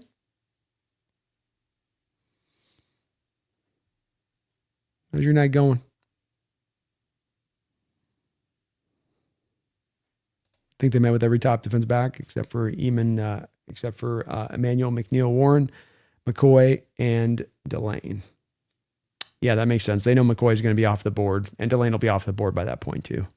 So that makes sense, King. That's where we can kind of see what their targeting is kind of sitting into on that.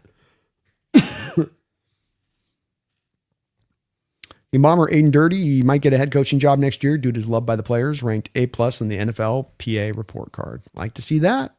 Love to see that.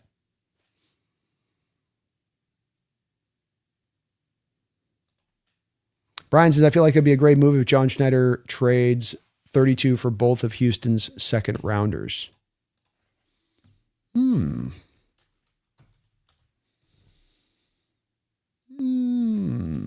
Okay. Okay, let's see where are they picking at.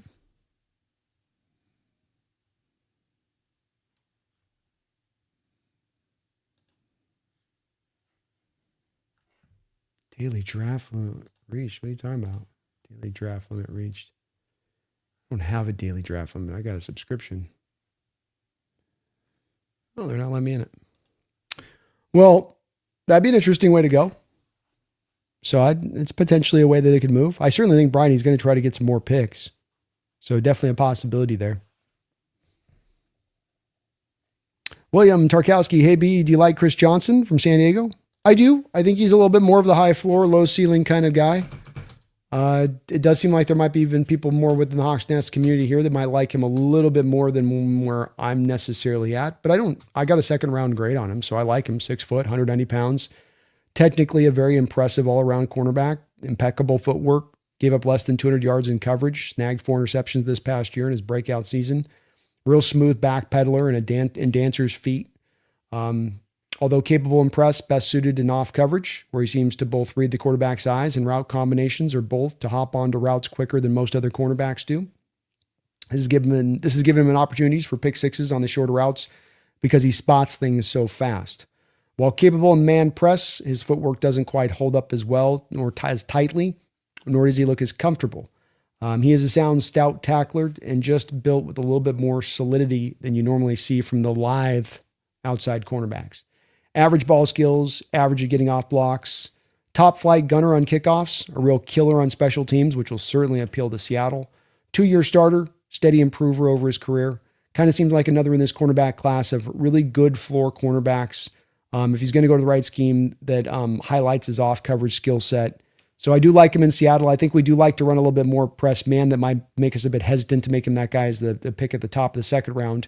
But again, I think a guy that should be pretty ready-made to step in and play pretty quickly in his career, provide some special teams value when he gets you, is an all-around corner, can do some man press stuff, even though the zone is where his strength lies. But I like him a lot. Good player.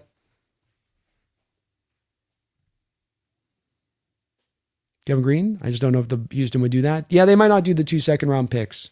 Your kind of value is about, if you go off of like the trade we did last year with Eamon, if you move off of your first-round pick and you go back to about 43, 44, you're going to get about a third-round pick back. So if you're moving back, to go back and get 2 second-round picks at that point, you're probably going to have to flip them something back, Houston, in return. Kevin's probably on it with this. Banker says, should I take Puka or JSN for sleeper next year? Both are available in the first round.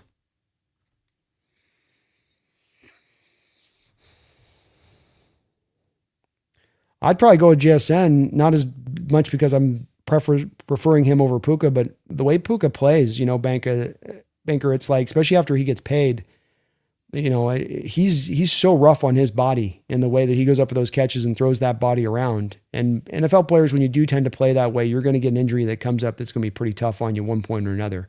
And he's been able to kind of avoid it for the most part up until this point. But I think with JSN, his game's just more aided for a little bit more longevity / a little bit more confidence in the fact that injuries aren't going to as much be the thing that pops up in his game. Brian says, yes on Chris Johnson. It's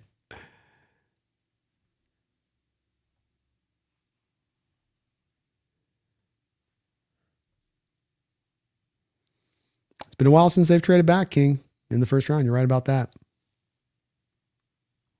One thing is with that is I think if you go back to the last 6 drafts, no, it's true. They haven't. Chris says Houston could be interested for some O-line help. Wonder if they'll take Lemieux at 11. Boy, that'd be a little early for him there. But it's possible they could. It's possible they could, try to go down that realm with it. And that's where you could get a team trading up in that way at 32 for us because there's some guy that's available that they didn't think would be available there that they've got to move up for. Somebody tries to do kind of the Eamon thing with us. I think John would jump if there was a team that did that, especially if they give him back that kind of capital you got last year. You had to give up last year being you get a sort of a middle-ish third-round pick back in return for moving back 12 spots or something. Yeah, Zion Young, really good fit. It's where it made hard for me in the second round in the PFN draft we did today not to jump on him because he is just such a pure fit, body style-wise, how he plays, power edge. He'd be a good all-around player. King Bomber, are you in and out or Zion Young, Brando? Seems like he's split in most circles right now. DWI isn't helping his case. Yeah, and we know with John, that's not a thing for him. He's a guy that's not going to, there's some things you can't do that are going to be character stuff that he's not going to be in on, but DWI isn't going to necessarily be a one that kicks you off. 6'5", 262, bigger power edge that they look for, bully edge, chooses violence on most plays. He's not going to give you a wide variety of moves. He does have more bend than you'll see from some of the other power edges in this draft, but it's still not in the range of good. Just enough bend to work off the counter of his power. He doesn't call upon it often because most everything feels like he's working on bull rushing or trying to be the bowling ball through the pocket. There is some build-up explosive speed. He's a little tight in his hips, which comes up when he tries to turn the corner or tries to be sudden on stunts or twists. The thing that really stood out to me and why I think he's a fit here is that in my notes, literally right here on my notes, I have, there are shades of DeMarcus Lawrence to his game without making the exact comp, as I don't think he's quite as much next level power, nor does he have young DeMarcus's bend.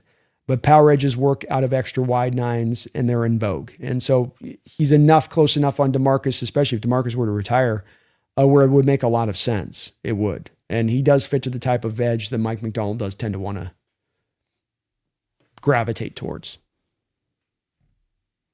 He's a good player. He says, yeah, I've seen a lot of people mock him. Personally, I'm out on him until further notice, but the team probably knows much more about the situation and has a better picture of the situation.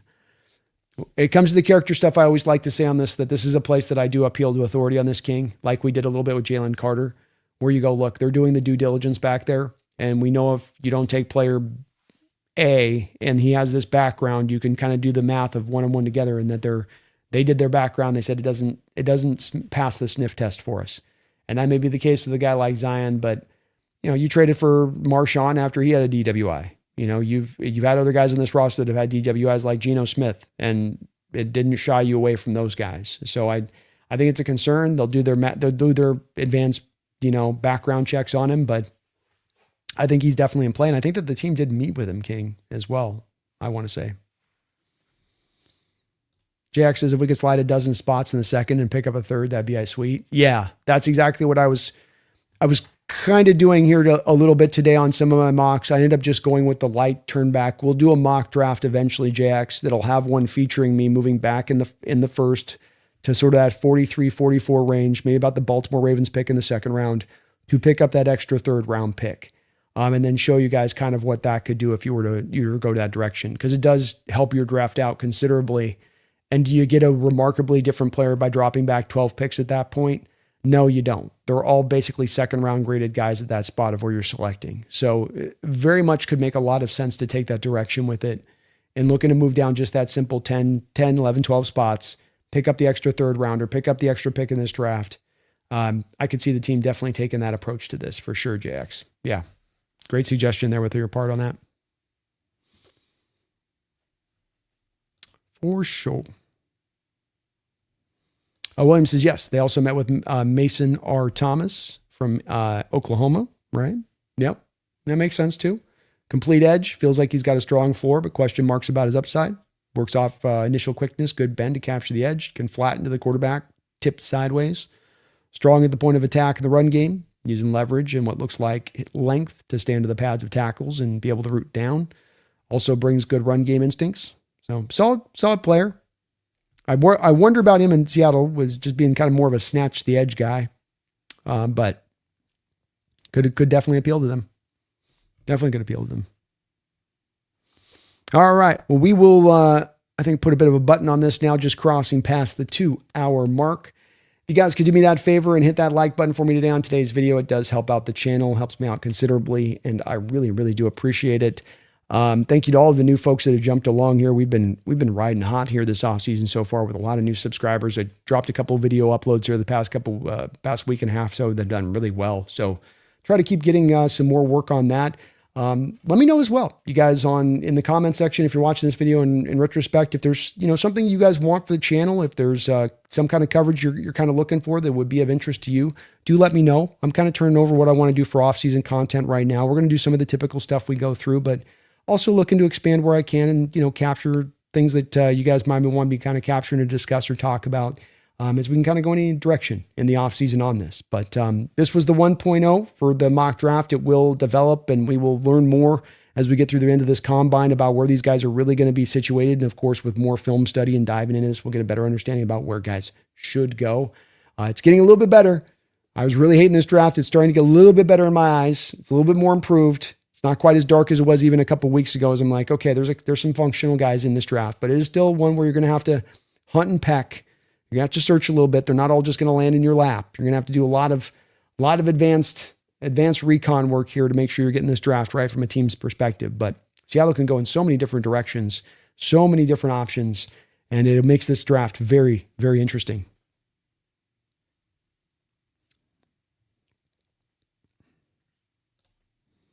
King Bomber, how you feeling that Nwosu? I have a feeling that Nwosu will stay on the roster, especially with all the turnover at edge. That might happen this year. I think if a DeMarcus Lawrence retires, I think it just ups the ante on him possibly staying along a little bit more than it would if DeMarcus Lawrence comes back. You do save that $11 million on the cap. That's a significant amount. And you're talking about bringing in a Von Miller or a Nwosu at this point. Who's better? You're talking about bringing in a Mack or a Nwosu at this point. Who's better? I mean, I'd even offer if I'm bringing in a Clowney on like a $7 million deal, I'm still $4 million. I'm not only am I bringing in Clowney, that's a better player, but I'm saving $4 million collectively off the cap. In addition to that, probably on whatever Clowney's going to cost. So I think that there's going to be an uphill battle with Nwosu at that cost, and maybe they can renegotiate the deal a little bit here and get him down onto something that's more functional.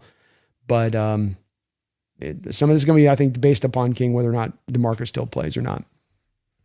Kirk Stemmery, hey B, If we trade back with the first pick, would you rather get an extra third this year or a second third next year? Well, I think if I got a second round pick for next year's draft, and then essentially rather than being a third this year, I can get a second next year, but I got to wait for it, I'd probably do the second next year to wait for it. But if it's a matter of, yeah, I think that's kind of the straight way I'd put that.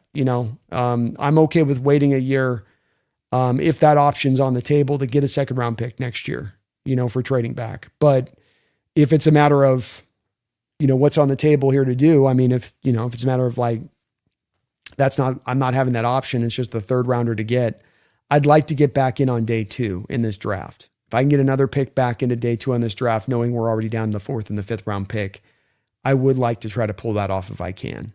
But I do like the thought process, Kirk, kind of like in the older old Thomas trade days where you moved a second round pick for a future first. You've got an opportunity to make that kind of equivalent trade or what the Rams did with the Falcons last year. You've got something on the board that's kind of situated to that type of same way. You've got to do that all day long if that opportunity presents itself, especially for next year's draft, which should be stronger than this year's draft and maybe significantly so. Maybe significantly so. So in general terms, yeah. Wait, 2 hours, you got a date? It's off season, We get a little short in the off season, Brian. Got to load balance this thing. It's definitely a BPA draft. Yeah, Chris. You draft for need this year and you're going to get yourself caught. You're going to get yourself in a pickle. You're going to leave yourself disappointed come training camp and you put those guys on the field. Got to go BPA this year. Got to stay in that lane hard. HHGB. You going to do the same thing you did last year with some off-season hour daily shows? It seemed to work really well. Yeah. That's kind of like what I'm going to be looking to do this off-season more is that less of kind of the marathon sessions. We'll be doing marathon sessions when we got to free agency and we got a couple of days of free agency. We'll be doing the marathon sessions for the draft. But more of these kind of shows are going to be more of like kind of for the most part in and out. I think Sunday shows will go a little bit long at times, but during the week kind of shows like this, it'd be kind of a bounce in, bounce out, just kind of get in and get in, get good, get out kind of sort of situations. Hopefully to try to get a little bit more too uploads in the background, offsetting that, I'm trying to get the upload things going too as well. Kevin Green says, dang, Lawrence is actually considering retiring. He is. Yeah. They've been in the league for a long time. My man just did have a new baby. He just won the world championship. You couldn't blame him if his mind was a little bit in the process of like, okay, I've done it. I've done it all. I've got the accolades. I got the money. I'm a champion. I mean, it's hard to go out on a higher note than that. And so I think he's definitely wrestling with it right now. It's going to come down soon, though, whether we're going to hear about this one way or the other. You got to kind of find out. You have to find out about this before free agency. So we should learn about in the next week and a half, 2 weeks, what's going on with Lawrence. But it's on the table. It's on the table. Robs, I think our needs line up with BPA on this draft anyway. So they do. Yeah, that's where at cornerback, it just makes so much sense that they're meeting with all these cornerbacks that are slotted to go right at the end of the first round to right at the top of the second round. And that's where I think that they're setting the stage for this already because Colton Hood, Avion Terrell, Brandon Cisse, Chris Johnson, Dalen Everett. I mean, these guys all in that spot. It's like, it's about the right spot. And I always say, you're in the best place in a draft when value meets need. I call it X marking the spot because so often you have to go to value. And you going to value can sometimes mean that you got a lot of good defensive tackles on your roster already, and yet you're drafting Byron Murphy in the first round. It can mean you have a lot of good defensive tackles on your roster, and then you have Byron Murphy, and then you still draft Riley Mills because the value is too good. So sometimes value doesn't always get to mark the X. Sometimes it's just pure value that drives your pick on that to stay in that BPA. But where it's beautiful and wonderful and perfect is when value crosses with need. And that X marks the spot, just like treasure. You want to dig that sucker up. And that's definitely that's what's going on here when you look at both the cornerback position and as well the edge position as far as where we pick there at that 32 in the first round.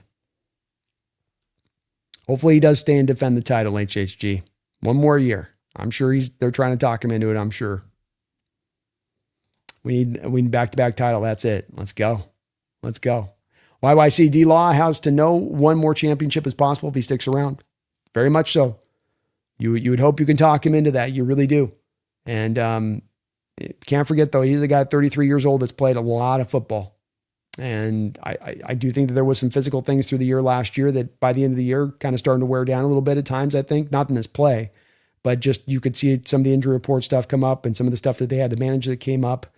There's probably some concerns there with him. So I can understand why he's turning this over. It's not a complete shock that if he were to retire, and if he does retire, it does save Seattle some money. So you can go and it doesn't just leave you in the lurch of where he retires and now you just have all this dead money on the books and you don't know what to do with it. So it's one where it's not an ideal situation, but it's one where you can work around it. But the best case scenario is to have him just return. Kirk says, what's too far to trade back from our first round pick barring a king's ransom?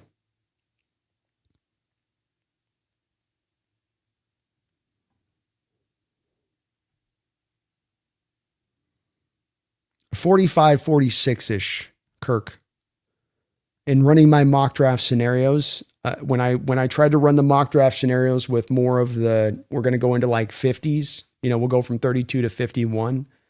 I got into 51 and I did not like the guys I was picking through there. I felt like I had dropped off one of the stair steps of the draft at that point. I think you got to stay 45 and inside for your first selection to make sure you're still getting you're not passing on a somewhat top end talent at that point, which you would be passing on if you drop too far down in the second round. Understanding that you get into the second round valuation of this draft, you're entering into guys that you're taking that have second round valuations by about pick 16 in this draft, maybe earlier depending on the team, which means those second rounders are going to go that much faster off the board. So you kind of have a normal subset. You don't have a normal subset in this draft of first rounders. You do have second rounders, but those guys will be picked in the first round so often that it's going to bleed the numbers down into the second round really, really fast. Incredibly fast. Max Bailey, how you doing, man? It's good to see you in the house, bro. Daniel says, if it goes down after 50, should we trade up on our second rounder? If it goes down after 50? What do you mean by if it goes down after 50?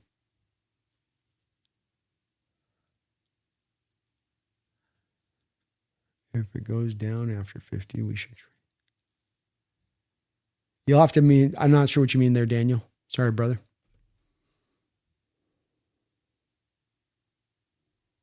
If it goes down after 50.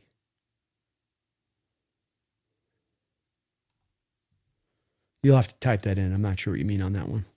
Max, I'm hoping we snag our Mason Thomas, or Akeem Mesidor. I don't know if Mesidor is going to be as much of a fit for Seattle. I think he's more of a hand in the dirt guy than he is a stand-up guy. But Thomas they've met with, so they're definitely interested in him. He's fun. Any good edge or cornerback? Concepcion makes sense. Colton Hood, Dalen Everett, Brandon Cisse, Chris Johnson at cornerback makes sense that our pick there in the first potentially. Edge-wise, probably Zion Young is the only guy right at where you're picking the first round that probably makes sense. If you trade it back a little bit, maybe a Danny Dennis Sutton or Derek Moore. If you go back in the second round a little bit, could be options for you off the edge. I think our Mason Thomas will be more of a third round kind of guy where you can get him. Conception's fun. A little bit of drop problem, but very, he's got some juice to him. There's some DeAndre Hopkins and KC Concepcion. You said the talent level drops significantly after the 50 picks. Yes. Yeah. Should we trade up on our second rounder? Oh, I wouldn't. No, I wouldn't trade up on the second rounder then on that, Daniel, being that you don't have a fourth and fifth round pick. So it sucks that's where it drops off at, but it is what it is on that one. You're just not in a position with your draft capital to go and make that happen, in my opinion.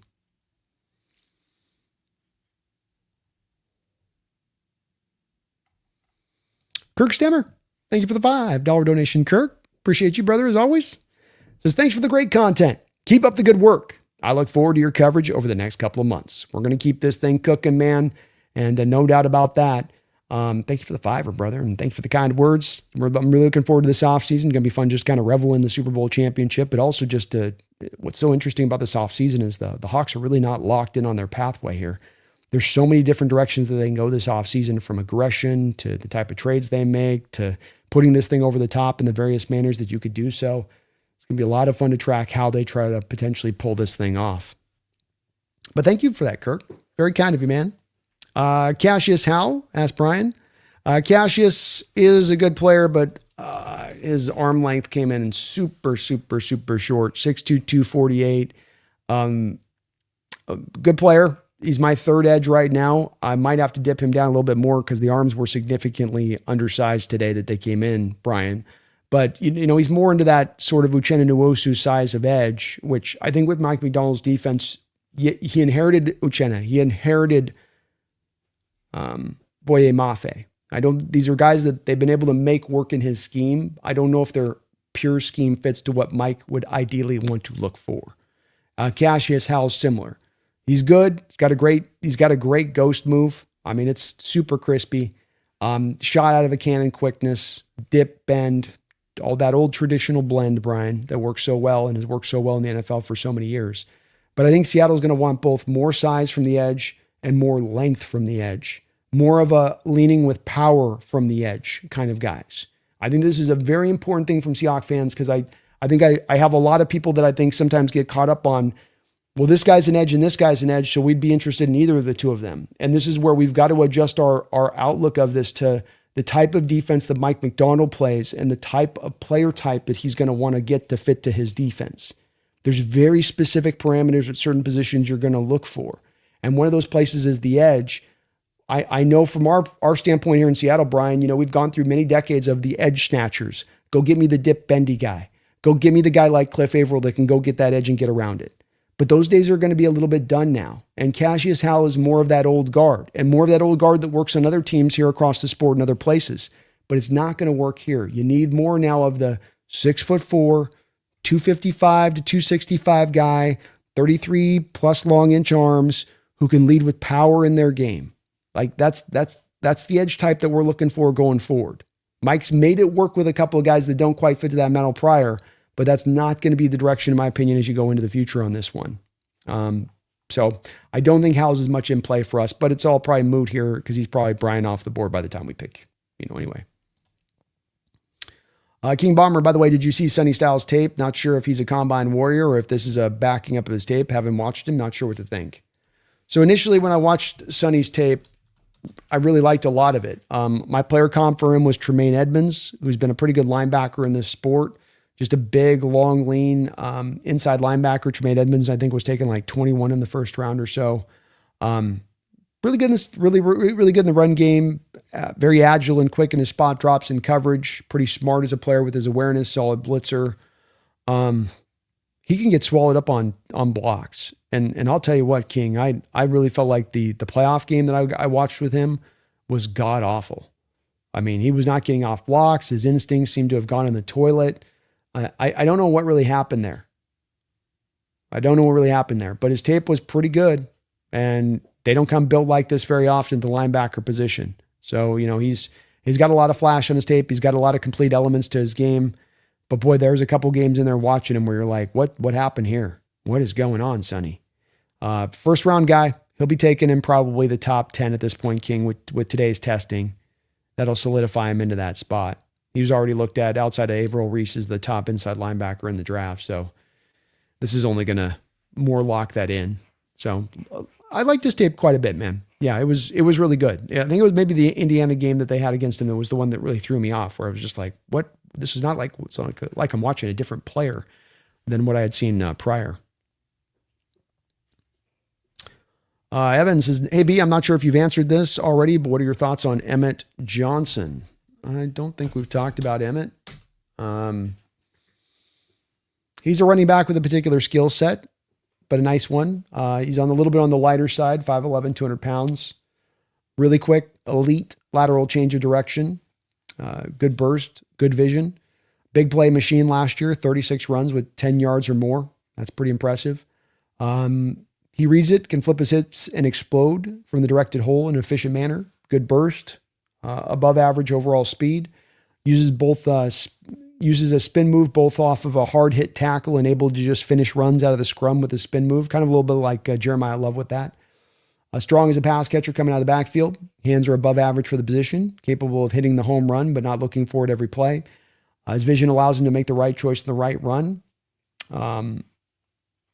When he can flip his hips, he can change direction like it's a superpower. But if he's trying to change direction without the hips fully flipped, there's sort of a scooting effect where it takes a bit of a stop and start to kind of reverse his field, can slow him down just a little bit. Not a tackle breaker. You get your hands on him, you're going to bring him to the ground. So just a very elusive back. He'd be a fit to the scheme with his burst and his speed for sure. I have him right now. I've got him right now at the top of the 4th round. If you were to take him at the end of the 3rd round with Seattle's last 3rd round pick, it could make some sense, Evan. It's not completely out of left field to grab him there. So good player. Maybe missing a little size that they might be looking for from the position, but maybe not. Maybe the burst and speed there would be enough. Yeah, does that make sense, B? I guess we just have to hope a top 50 guy drops us to 64. Crazy things have happened, laughing out loud, and we are playing with house money, so I'm not worried, laughing out loud. True, you never know, man. And it's just 14 spots is all it takes. So it just takes a couple teams to do some stupid things, a couple extra quarterbacks to go ahead of us, Daniel. You know, if you get 3 quarterbacks, 4 quarterbacks, that could be enough to kind of push that one extra guy down your way. Yeah. Cassius might be there at 64. I think he's still going to be a late 1st round to an early 2nd round guy, but the arm length is going to be problematic for him.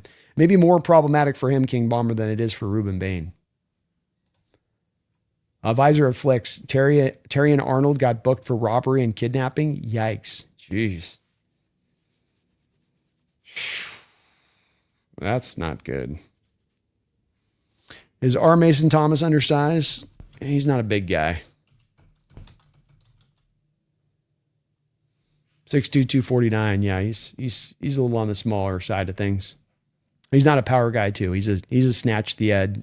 It's 2 different camps here on edge rushers. Sometimes there's a little bit of intermixture, but you get your edge snatchers, you get your power edges. He's more of an edge snatcher, William, in his approach, but he's very good at it. Max Sunny Styles, running back athleticism, kind of nuts. Yeah, very nuts.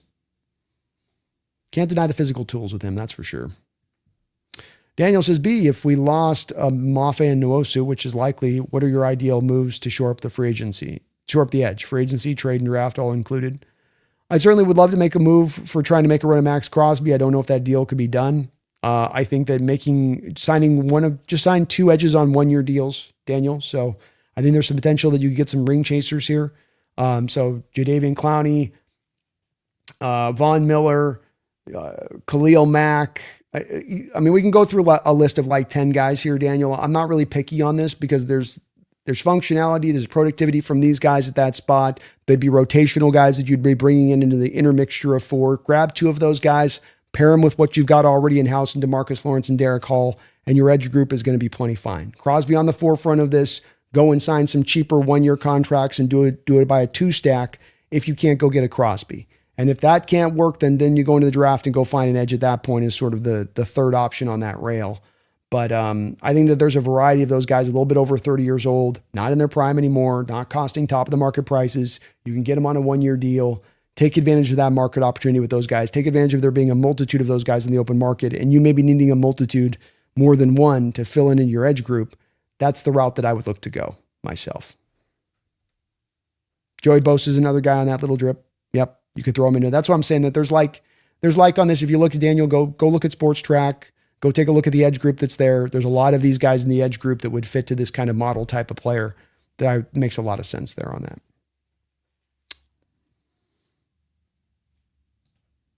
Terry Arnold is not a rookie, Daniel. He's been in the league for a couple of years.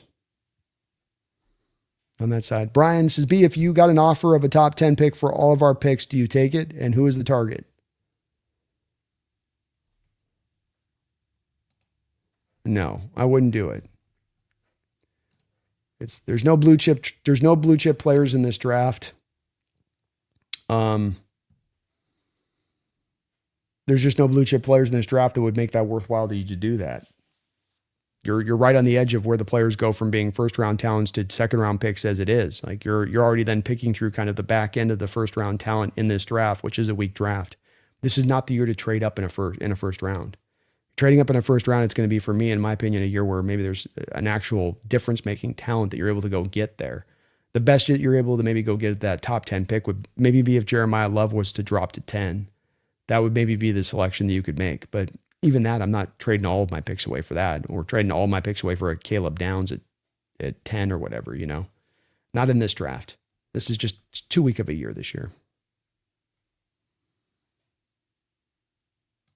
Yeah, he's still on his rookie contract, Daniel.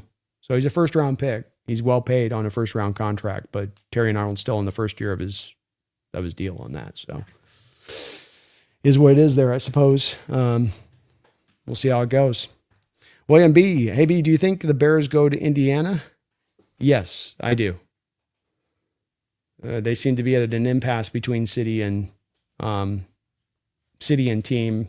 These teams seem to be getting more hard-lined as it is with these cities as far as their expectations go.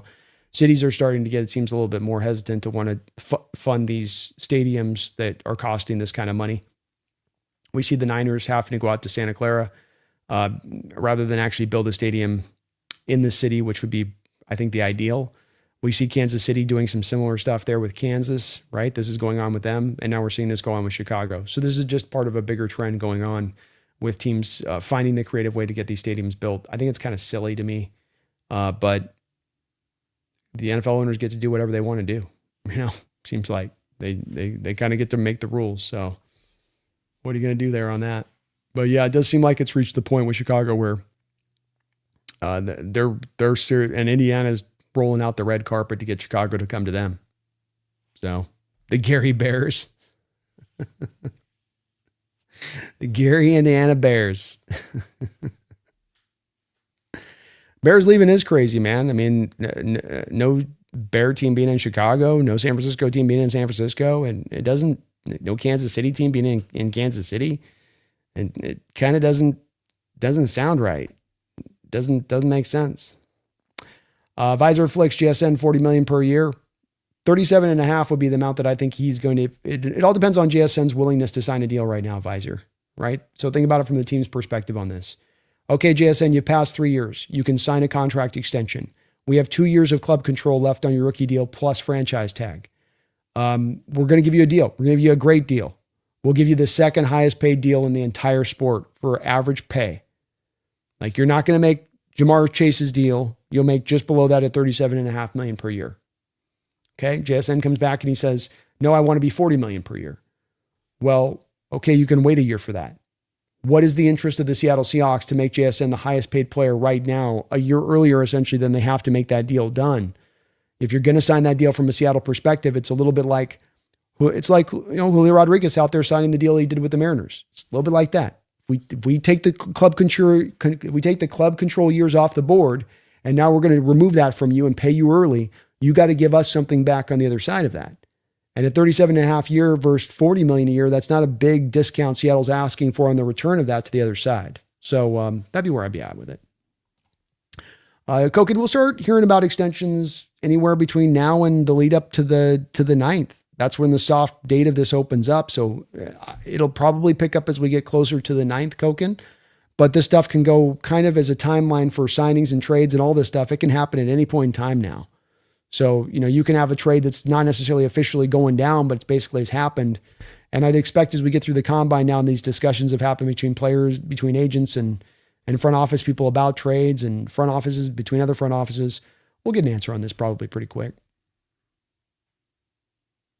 I'm surprised you're not wearing a Seahawks shirt, B. It's off season, man.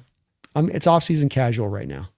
Little Drip, what are your thoughts on a healthy Riley Mills? I wonder what kind of impact he can have on the D-line. He's the 4th guy in the defensive line rotation. I don't have a lot of information to go on this, Little Drip. He had a great play and he had some nice flashes last year, but he didn't play a lot. He will be the 4th guy, the 4th edge coming off the rotation. So how many snaps are going to be there for him next year? We'll see. But I don't know, to be honest with you. He's a guy that played a lot of edge at Notre Dame, transitioned to defensive tackle late in his career there. Kind of a work in progress at that point, kind of an upside guy. It's a bit of a question in my own mind on that, Little Drip. Quite frankly. Sorry, man. I wish I had a better answer for you on that, but don't know. And I do think he's going to be stuck a little bit on the depth chart. I think that's going to be a little bit of something that, unless there's an injury there, he's going to maybe still have to kind of wait his turn, and even the year after, a little drip. But maybe also what you want to do and letting him fully get, healthy off the back of that knee, and really letting that knee get back to a place where it's really good to go. Yeah, Daniel, I don't like billionaires asking for the stadiums and holding the cities over the barrel with threatening them to move them when they don't give it to them. It's very dirty poolish. That's for sure. Very dirty pool. Any idea on the potential new owner of the Seahawks? Imagine if they wanted to move the team. Yikes. They're not going to move the team. This has been confirmed by people that are associated with the ownership right now that have come out and said this. So I understand that there's this very big concern and worry YYC. I mean, it is one of the greatest fears in the Seahawks fans' hearts as it exists in this moment. It is stuff that keeps them up at night. It's the stuff of nightmare fuel for Seattle Seahawks fans. And in one degree, I get it, because there's been so many owners that have come through so much driving to try to move the team. So I understand it in one respect of this. But in the other respect of this just doesn't make any sense as a fear. It makes no sense when you really start to try to unpack it. This is not a possibility on the table. I don't get a lot of places YYC where I can go to the fans and I can say, this fear right here, you don't have to worry about whatsoever. So it's one fear where I would tell you, I understand why you're having it, discard it, throw it into the trash, and worry about other things having to do with the Seattle Seahawks as we go into the future. This, we're going to get an owner who's going to move us out of the city thing is not happening. It's not going to occur. It's not on the table. Again, understand the initial worries as to why you might think this. You've gone through Jeff Smolian's, you've gone through Clay Bennett's, you've gone through Ken Behrings. You've had a lot of shitty owners who've come through here who've tried to move your franchises out of town, not just Seattle Seahawks, but other of your sports franchises. It's not happening here, though. I promise you. Let me put this to bed. It's not occurring. Let's put this fear away. Let's not bring this thing up, because there's no possibility of it happening 1 iota, 1 second. So we're all good. No chance there. I get the fear, but it's one that gets brought up for me, YYC, at least, usually about 2 or 3 times a show that I go live. And it's one where the people that are worried about this have to base this a little bit more on just, well, we've had Clay Bennett. Well, we've had Jeff Smolian. Well, we've had Ken Behring. What are we basing this upon, though, in actuality of why we feel this is going to occur? Because there's nothing in Jody's behavior. There's nothing in the Allen Foundation that's indicated that they're going to operate that way in how they sell this team. And so I just think that we're good to go. We're fine. Not a chance. Williams says, AB, do you think the Seahawks draft price at 64? It's a possibility. It's heavily dependent, I think, upon Walker's situation, and then that you don't make another supplemental move. If you let Walker go, do you make a trade for a Devon A-Chain? And then that's your move you make. Then you wouldn't be doing it at that point. And you might give up a 3rd-round pick for an A-Chain. So I would say, if you moved on from Walker, he's certainly possible there at 64. If you didn't, then I don't think it would occur at that point.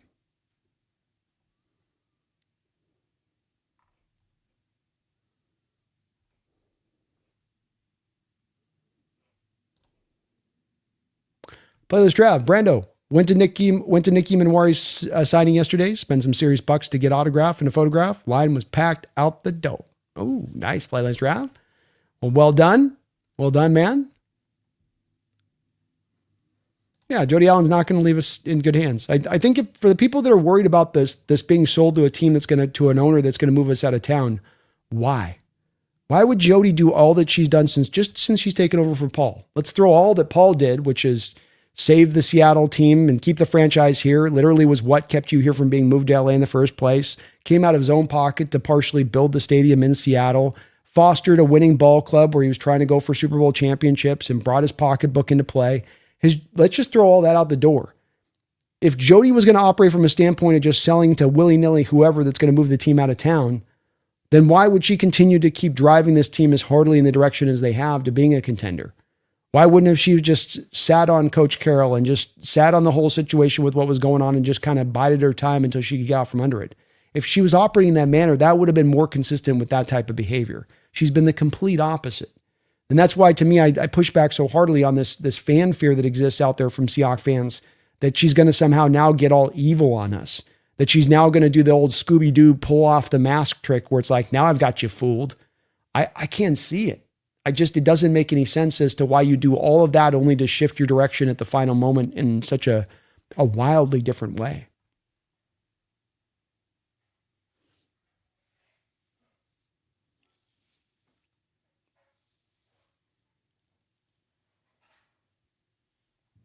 I would just say, Koken, I did a full mock draft at the start of the show today. If you hopefully understand on that, because I've done a couple repeats on it already with this. So I would just say, go back and look at the mock drafts at the top of the show.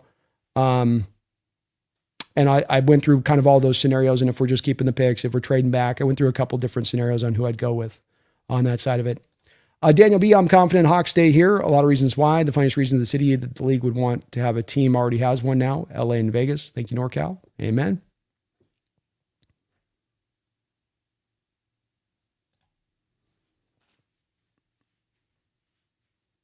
I guess I'm not. Yeah. See, Joss, I mean, this is where I think I'm probably not making much headway on this with it. And I get this where I just think that this is where this fear is, because he says, I can see the threat of leaving bubbling up in 2030 to get public financing for a new stadium. I just, then again, we come back to the point of Jody then sells it to a guy that's going to come around within just a couple of years and try to move the team out of town. I can't see it myself on that. I think this is one where is it a possibility of a thing that could occur that somebody could do? It is. Is it something that's got any sort of likelihood of really happening in practicality? I just can't. And maybe I'm just being a really, maybe I'm being really innocent here in my outlook of this, but I just don't think Jody's going to do that this way. And again, I'm backing this up as well, Joss, on the fact that just a couple of days ago, we had somebody come out from the ownership group and say, literally, this was not going to occur. They were asked directly this question and put cold water over the top of it. So it's also not me, talking about this out of school, but it's something that they're going to be aware of in the sale process, I would think. How much will Spoon get? He's going to get $30 million per year, William.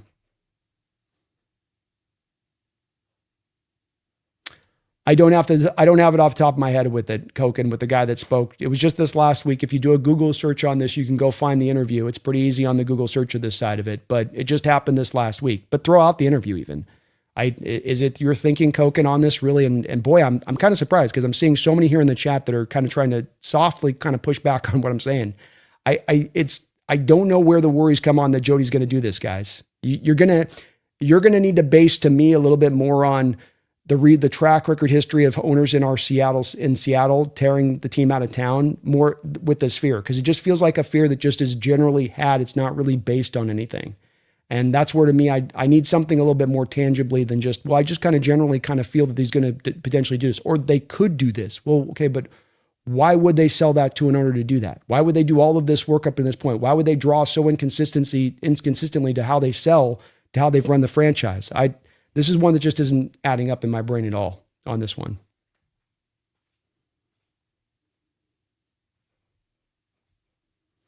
John Naylor, thank you for the $5 donation. John says, last NFC West roundtable, fun watching Jesse's face as it became clear it's the Rams and the Hawks for the next couple of years, and the 49ers will be battling the Cards. Yeah, I think he's definitely facing into that. The Trent Williams situation is an ugly one that just definitely is one where, there's no easy out on the Niners on that side of it. There's no big savings to get out of the contract. You end up letting him go, and you're eating money at that point with it. They're in a little bit of a tough situation as far as they're at the end of the window. They probably should just hit fully the reset button at this point. We know that that's an ownership in a franchise, though, that has a real hesitancy to really want to fully push the button. They're more of a we're going to go half in, half out. We're going to straddle the fence. We're going to put one leg over on one side of the fence where we're kind of in, and one leg over on the other side of the fence where we're going to try to, save our money where we can. So they're a franchise that really can't fully decide on what they always want to do, especially in recent years. And it feels like they're walking into this offseason too, John, operating from a similar manner, where what's your intention to do this offseason? Which way are you going to go? We're going to kind of do some stuff, not really kind of fully going, for it. Oh yeah, Max, we've been going, we're almost 3 hours into the show today. So right at the top, we did a good hour on into it. Yeah, I get understanding asking on it. What I'm trying to do with this Koken with the off-season shows, we're going to try to go a little bit faster. So if you folks find yourself coming into the show and we're about an hour and a half in, rather than kind of doubling back down on something that I've already talked about probably 3 or 4 other times, exactly the same, because that's the stuff that starts to drive you crazy when you do this stuff, is you just spin through the same topic again and again because people are getting in late. So why I'm trying to kind of put a wrap up on the show today. Just go back and check it out. We go expansively at the start of the show, really got into depth with it. Go back and do check that out if you get a chance. we do really get into it on that side of it. But please understand that too. It just gets hard to repeat yourself 3 or 4 times on the given show of going back with it a little bit. Will the NBA bring back the Sonics or not? I don't know, man. I think that they have an intention to want to do so, Mendoza, but I also think that the NBA is in a bit of a regression mode right now. The sport is not operating at a max popularity state of things. So are they going to move a franchise? Are they going to expand? I think that if things had been better for the NBA the past couple of years, you would have already have seen a team in Seattle. But the fact that they've had these struggles and that people aren't necessarily as engaged on the sport as they've been in recent history, I think that pushes it on. Yeah, I would look up Koken. I don't have the thing right now, and I'm not going to search it myself right now, but it definitely came up this last week. Just take my word for it. You know I'm pretty trustworthy on this side. So when I tell you, I heard an interview that came out this last week, I believe it was on 710, where it's somebody that was connected in the thing that literally said this very same thing. So just take my word for it, brother. I wouldn't lie to you. I wouldn't BS you. I wouldn't be building this up if it wasn't something that I truly had heard and seen out there. But if you just do a quick Google search, 710 Seahawks executive, you probably are able to, find it on that side of it.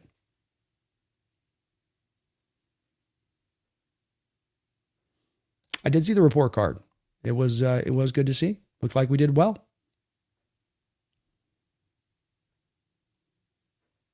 Yeah, Seattle should have NBA franchise. It's just the NBA has been struggling in recent years, and that's where they're just not in a good place.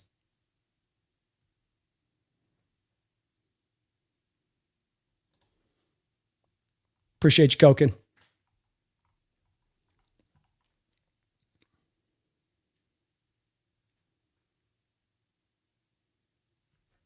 Chris, I don't know where they even moved to. St. Louis, Utah, maybe another Texas team. NFL wants to expand out of country, but that's a bad idea, IMO. It's a good point. It's another part of this of where is Seattle moving to? If we're thinking they are going to be sold to somebody that's going to move the team, where? We already got the Houston Texans out there. Jerry had a fit with just Houston getting in there. You're going to put another team out in like San Antonio? Like Jerry's not going to lose his crap completely if you did that. We know that LA is all stocked up.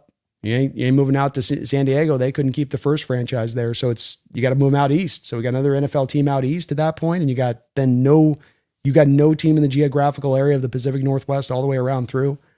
It just doesn't add up to even why the NFL would okay that, even if there was an owner that wanted to do that. The NBA was willing to okay the Sonics move because you still had the Portland Trailblazers. There was still a local team in the region. There wouldn't be that if you move Seattle out of the region. And that's where I say on this thing just on like 8 different levels doesn't make any sense, at all. We'll see about the NBA expanding this summer, Chris. They keep kicking that can down. I remember, I'm old enough to remember back and we were supposed to in 24 have confirmation by that point that we were getting him back in Seattle, or they were going to be back in by 24. I think it was like 2022. So, they've been bouncing around with this a little bit, quite a bit, Pedro Mendoza, why don't you stream free agency tampering like Brendan? I do. I'll be live on the first day of the tampering period on Monday, Pedro. We'll be live all day. 100%, man. We'll do that one and we'll do the official free agency day. So we do kind of both. I do Monday and then I come back on Wednesday when it goes officially live. How you doing, industry? Hola. Hope you're doing well out there. Mount Zion, let's go. I never lead you wrong, Koken, on this. Like I said, I wouldn't. And if I'm, with me, if I've got a question on something, I won't speak with certainty on it. If there's something in my mind where, there's a chance, I'm going to hedge. I'm going to tell you, I do think it's this way, but I got to be honest that there's a possibility this thing could come into impact this too. This is one of those things though, where I would say, rest easy. The Seattle Seahawks are going to remain in Seattle. The Seattle Seahawks are not moving out of this city. It is not happening. There is 0% chance this is happening. Not a 0.00001, 0% chance. It's not going to happen. Won't occur. If it was going to occur, there would have been some other signs we would have seen building up to this process. There would have been some indicators by Jody once she took over for Paul. And instead, she's given us every other indicator that it's the opposite of that. Daniel Bailey, thank you for the $5 donation, Daniel. Almost 3 weeks, and I still feel the Super Bowl glow. Laughing out loud. Every day feels like I got a massage. Laughing out loud. Did you buy any Super Bowl merch yet? I got a jacket on the way. I have been a little bit slow on the Super Bowl merch. That's only just because what I've really been trying to do on the background of things is really just be driving content.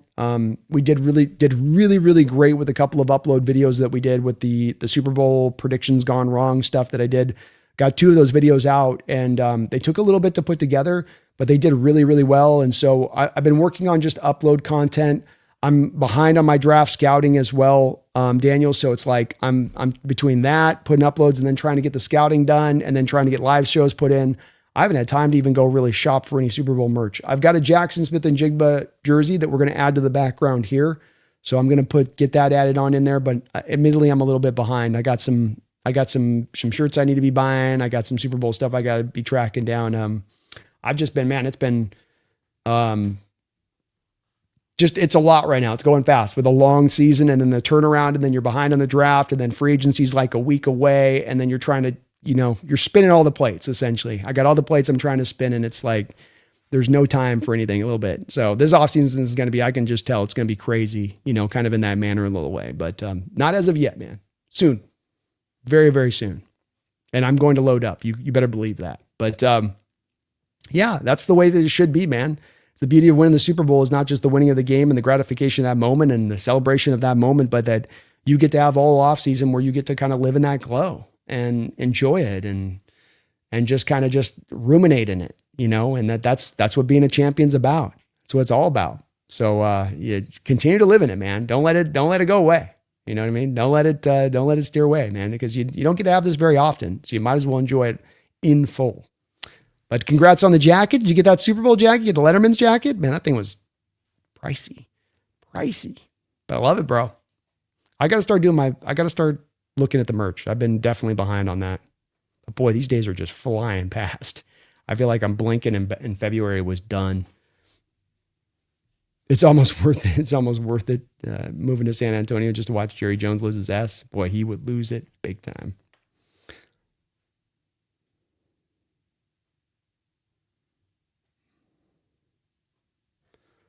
Keen Bomber, do you know what Seattle's cash spending is? I wonder how far below the requirement they are, considering they haven't given out big deals. Could be an incentive to get deals done with JSN. I mean, you got a couple of big deals out there, King. The Sam Darnold deal it's inexpensive for quarterbacks, but it's still a pretty pricey deal. You got the DeMarcus Lawrence contract, the Cooper Kupp contract on the books. You signed Charles Cross to the extension. You've got Abraham Lucas on a contract extension. You've got Ernest Jones on a contract extension. You're paying $13 million per year to Julian Love. You're probably still, even though you got money to spend, you're probably don't have to be impelled to spend money by where things are kind of standing there.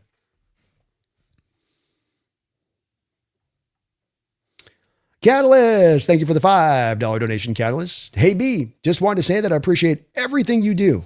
Also, I walked past Levi's Stadium yesterday, and I think we definitely infected it. Oh, it's Hawks House here, man. In permanence, it's Hawks House. It will be forever infected. They can't power wash that. They can't power wash that out of it. And thank you, man.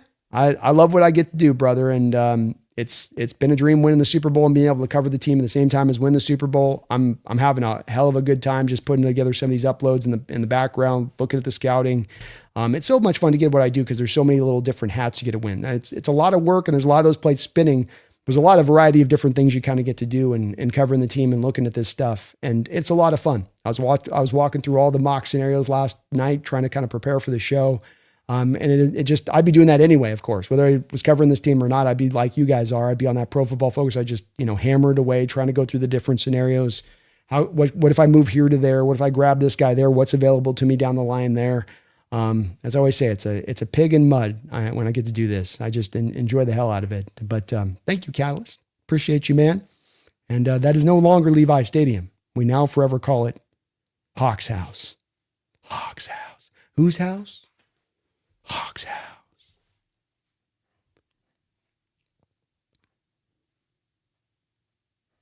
Ex-Portland Port Hawks just doesn't sound as good. No, it doesn't have that same kind of ring, does it? Visor of Kicks, do you think that our tight ends will be utilized more with the new OC hire?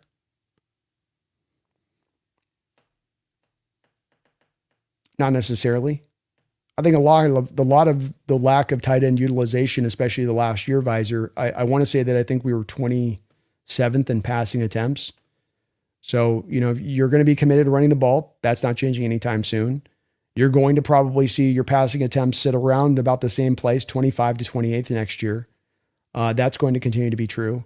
You've got half of then your passing target share going to one player for the most part in JSN.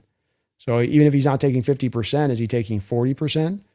So you don't have the target share opportunities. I mean, even last year, Kubiak not utilizing the tight ends more, it wasn't about Kubiak not doing more within his system to utilize those, or that he was being hyper-focused on wide receivers. He was running the ball as much, and there just wasn't the passing attempts. You're playing from ahead. You were leaning on leads. This is how you're operating last year. And so if that's going to be the case, you're probably not going to see as many targets for those guys. If you're in more closer games, if you find yourself behind in more games, if you're losing more games, well, then you're probably going to see more of the utilization of the tight end because you'll probably be passing more often. But I would say that that's as much more than the new coach coming in, Visor. That's the requirement to have more utilization of the tight ends. You got to throw the ball more. And from an ideal standpoint, we're not looking to throw the ball to a hyper degree.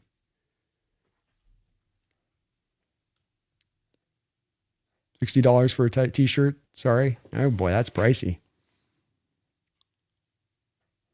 Then I get to be positive problems, balance, and everything, but think of it like this. Your practice for next year when we repeat. There we go, man. I ain't complaining, that's for sure. I don't mind it. I just always feel like I'm a little bit behind. It's definitely feeling that way with the scouting thing here.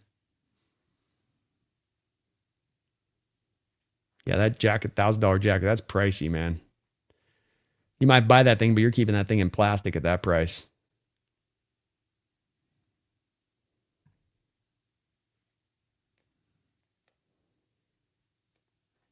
Either they're below the cash spending requirement by about $50 million, so they're pretty close. Yeah. And they'll get there through the signings they make this offseason. I mean, they're going to get the extensions done with JSN and Spoon one way or the other. I would guess. Whose house? Hawks house.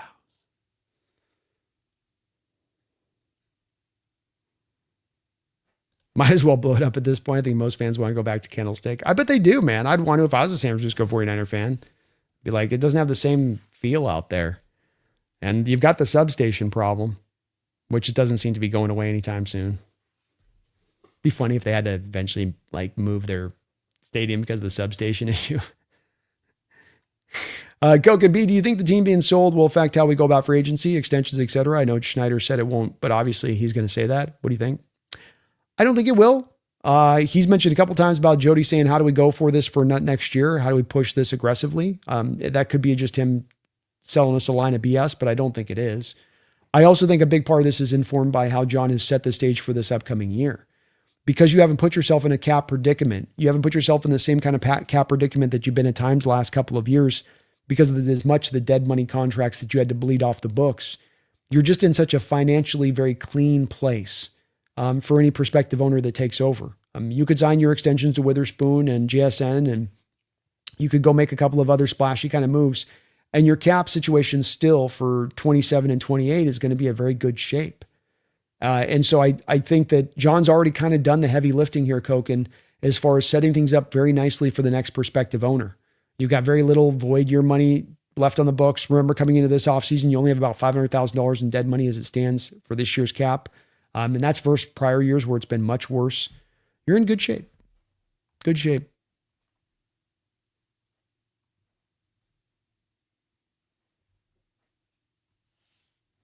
Max says, John Schneider said, Jody said, go for it. Let's win another one. So spending isn't being cut for now. A sale won't affect this year because the process takes a long time. If anything, it would affect next year. Possibly. The one thing is with this, with the Denver Broncos had a similar situation when they got sold as the last team that got sold, Max, where the announcement happened kind of into the January, February period like we're in right now. And then the team was sold by June. So it could happen also very fast on this side of it. And part of why I think that might be the case here has to do with, I think this process has already been going on. I don't think they just started the sale process right now when they announced it. I think that they've already been doing it. So we'll see on that. But I still think your bottom line is correct. I don't think that, as Jody's told John, I don't think this is going to affect their willingness to go for it, in part because going for it is not going to put you into a financially perilous situation into 27 and 28. You don't have to make that kind of call to go for it. You can be aggressive because you got the money, because you're sitting on $63 million, because you only have $500,000 of dead money, because 27 and 28 are still well set up as far as your cap situation goes.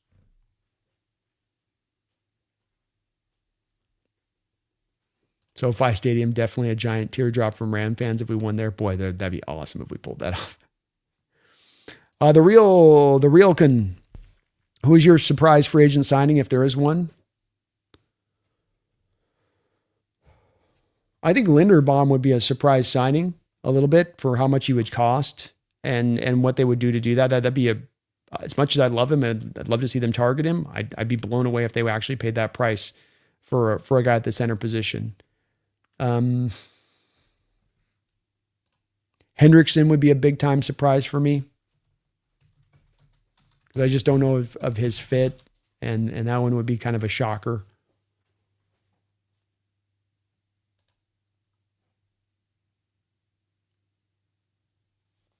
Not a lot of other ones.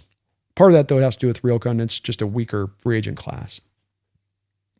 There's not a lot of great prime guys out there to go and take big swings at.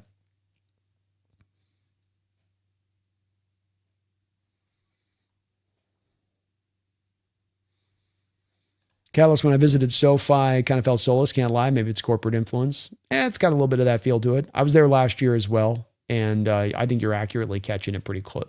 I think that's right. It just doesn't have, there's not really anything to it. It's big and it's expensive, and it feels a little bit like a casino almost walking through there. They pump in crowd noise, it is what it is with that a little bit, but yeah, it doesn't have anything that's really like unique to it. You're closed in there too as well.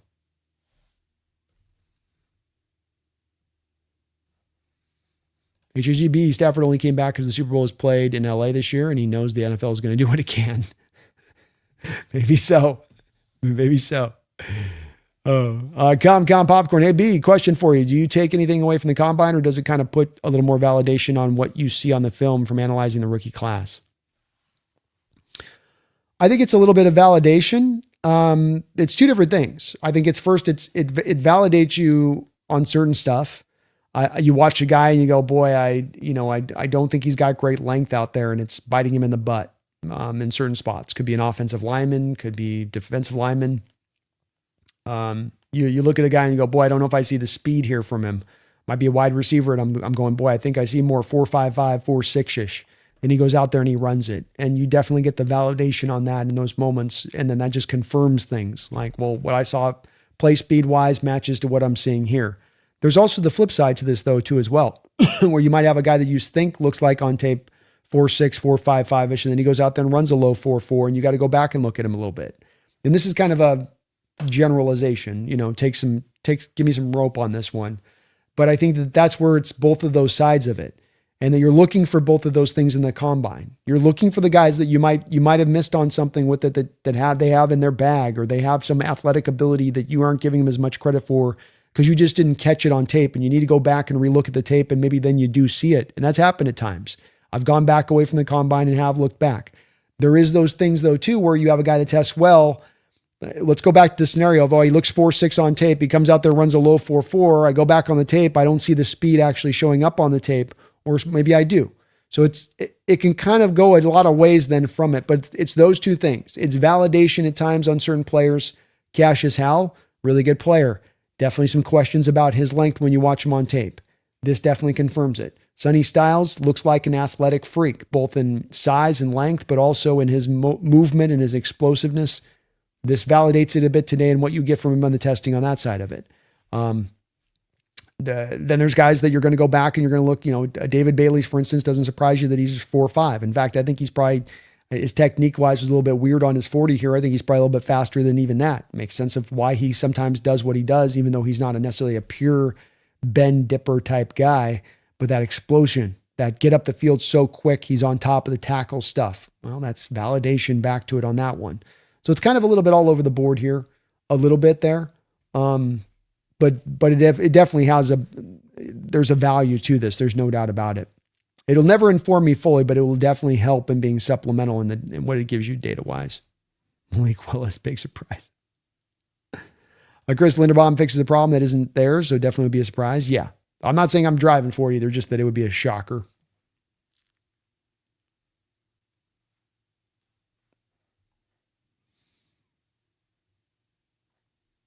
Daniel Hibby, so with Levi Stadium being Hawks House, does that mean concession sales in that stadium go towards our bonus cap space? It should. It should. It was if I was in charge. It's going to be C5 when we're done with it. That's right, Max. Let's go. Sonny Styles could have went to the NBA. He could have with that vert, man. He's definitely able to dunk. That's on all we're missing is in our tour is State Farm Stadium. It's the last on the gauntlet, man. We'll be coming back around to Cardinal Stadium being a Super Bowl stop at some point here soon. I'd estimate.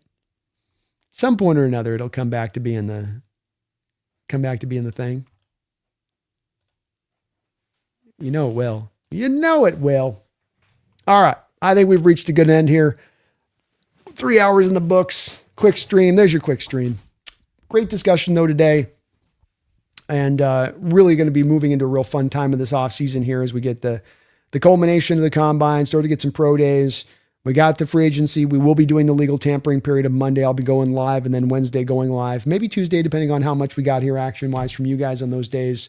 But really looking forward to doing this coverage with you guys on this. And we're going to get a little bit more, I think, from a place of, I know a lot of wonder. There's a lot of wonder right now. Are we letting this guy go? Are we letting that guy go? Are we going to re-sign this guy? Can we make the big trade for a Max Crosby type? We're in the timeline now where within the next week and a half, we're going to get a lot of answers to these questions. And so there's a little bit of, you just don't know which way they're going to go on a lot of this stuff as it stands right now. Some of this, you need the timeline of free agency in the new league year to push the negotiations to culmination, to get you to the bottom line where both sides stand. We had this happen with Leonard Williams and Noah Fant a couple of years ago, two in-house free agents that you signed right as free agency was opening up. So you might be wanting Walker, the Shaheed thing to come down quicker or sooner than later. You're probably going to have to wait on this one, but we should over the next week and a half with a little bit of a trickle, get a little bit of a better idea that we don't have to wait all the way until the tampering period on the 9th to kind of get an idea of this stuff, that we'll probably have an understanding even leading into that weekend as to which way this thing's going to go from a Seattle perspective of things. So you've been patient. You've been waiting on this one. You'll only have to be patient for a little bit longer to where we're actually going to get an answer here and know what the hell this team's going to look like. A little bit closer, at least their intention, not exactly maybe the exact players, but what is your intention? How are you going to look to attack this offseason with all of the different directions you can go, with all of the money that you've got to spend, with as good a cap situation as you have set up, not just this year, but as we move on into the future. So we'll get a little bit of an understanding on that, a little bit of clarity on that here very, very soon. I'm shocked at Sutton's Roz. He seems like sort of a stiff.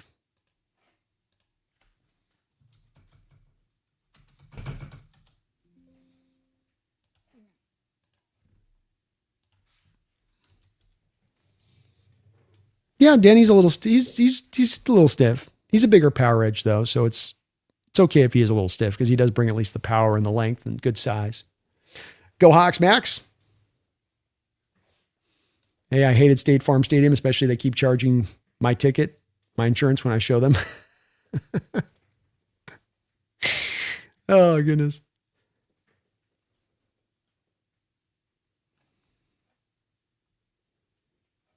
Yep, 40 million below is going to be a bargain. But that's where to me with JSN, it's like, look, dude, you want to be the highest paid guy. You look at a Jamar Chase, he became the highest paid wide receiver in the sport after he played through his fourth year. You want to be that type of dude, that's fine. You can make that request, but now you got to wait through your fourth year to do it. So we get the last year of the cheap deal with you in the fourth year. I think JSN's going to have to make his decision on that. Is it that worthwhile for you to press this to the $40 million figure, or give him a slight little bit of a discount, but still be basically the second highest paid wide receiver in the sport? So leverage is the big driver on this one. And Seattle does have some leverage in this situation for as much as he has earned that new contract. No doubt about that. YYC, give the man a thumbs up before the end. Thank you for that, YYC, and that reminder. Please do, if you can for me, hit that like button. I know I ask it often. I know it's a small thing, but it's a major thing that has a big impact here on YouTube as far as the getting me to show up on the algorithm. So any Hawk fans out there looking for content, you point them in this direction when you hit that like button. Really do appreciate it as well. Please do get subbed up. It's free, doesn't cost you anything, and you do help out channels like mine in a major, major way. Catalyst, we are cursed at Card Stadium, and I might hate it more than SoFi because the ticketing issues I had there are more than any other. We still end up taking over that house, though, every time we play there. I'll tell you that. Bo, Hawksnest, the Drawer stock rise is coming. I won't be surprised when the Dolphins take him at 11, maybe even Cards at 3. Yeah, that's where this could really help us out, Boo, from the second round pick that we have. Could help you out a little bit on the first round. There's no doubt there, right? It'll help on both areas. But the more quarterbacks that we can see taken up ahead of us, we know right now Mendoza, we know right now Ty Simpson are going to be taken up ahead. Wouldn't surprise me in the least if we see Aller rise up. He was a guy that was looked at as a top 5 pick coming into the season. A little bit of a bad year there with Penn State. Injury popped up. Maybe teams kind of overlooked this, and teams are going to be desperate for a quarterback, and that desperation can draw things to happen in a funky way. It made Kenny Pickett be a first-round pick a couple of years ago. Kenny Baby Hands Pickett, first-round pick, 20th overall selection. I think you make a strong argument Aller's much more talented than Pickett. Bigger hands, bigger arm. So it's very possible here, man. Very possible. I do feel like the Dolphins kind of already took this kind of guy last year with Quinn Ewers. They already got this kind of sort of player like that, but like I said, wouldn't surprise me. Not at all.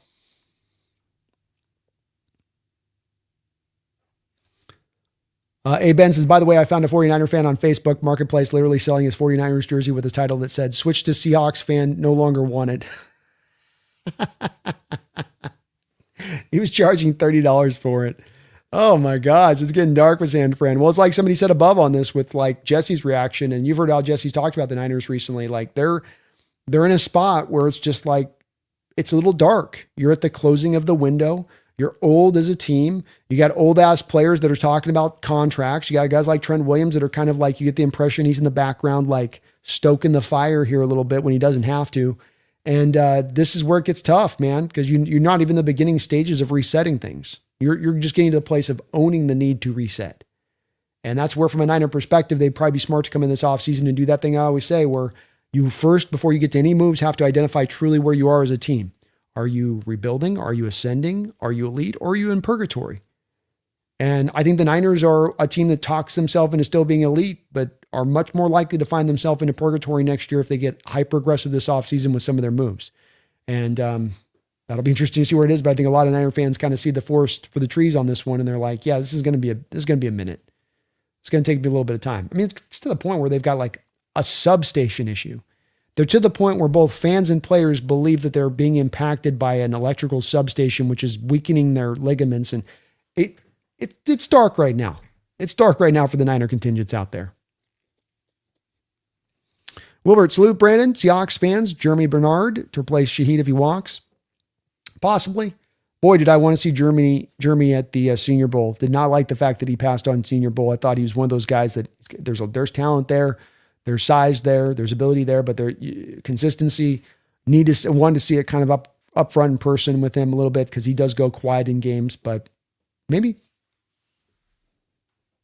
Brandon, no, it's a good thing you offer up that reminder, because I always forget to hit that like when I'm at people's live streams. Thank you, man. It does help. It does definitely help out channels like mine. It seems like a silly small thing, but it's something that YouTube does use as a thing to know whether to push or not. You get a hyper amount of people hitting that like button. It does push out your videos.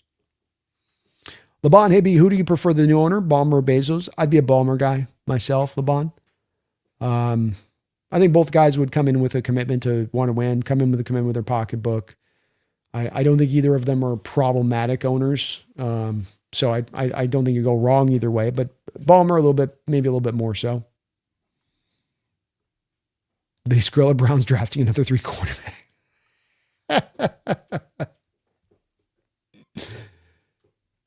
Yeah, the more quarterbacks reach for in the first 2 rounds by our measure, the better. Let him reach. Let him reach. Just pushes one more better guy down into our lap. HGG Niners are at the point where we lost to the Super Bowl 49. Yeah, they're kind of at that spot. And it's very hard to call the ball and hit the reset button a year early or at the right time. Much easier to hit the reset button after you've gone a year past. And this is the problem with winning so many games last year from a Niner perspective, is I think it sort of fools them into thinking, no, we can, we just got to, right? It's like it's kind of tricked them here. And we'll see if it does or not, but I could see it doing that. And that's, to me, the wrong call on this one. Trent Williams ain't getting any younger. McCaffrey's going to be done. You've got Bosa and Warner coming off major injuries. Bosa with his third torn ACL. You got questions across the board on this team, skill position wise. No Ayuk. What is Parasol at this point? Juwan Jennings moving on. Kittle all out most of the year. Hit the reset button. Just hit it. Just own up to it. And you can turn this thing around relatively fast. Prolong it. Try to extend it. Try to make something happen that's not going to happen. And you're only going to extend out the length of period it's going to take to hit the reset button down the line on this from a Niner perspective of things.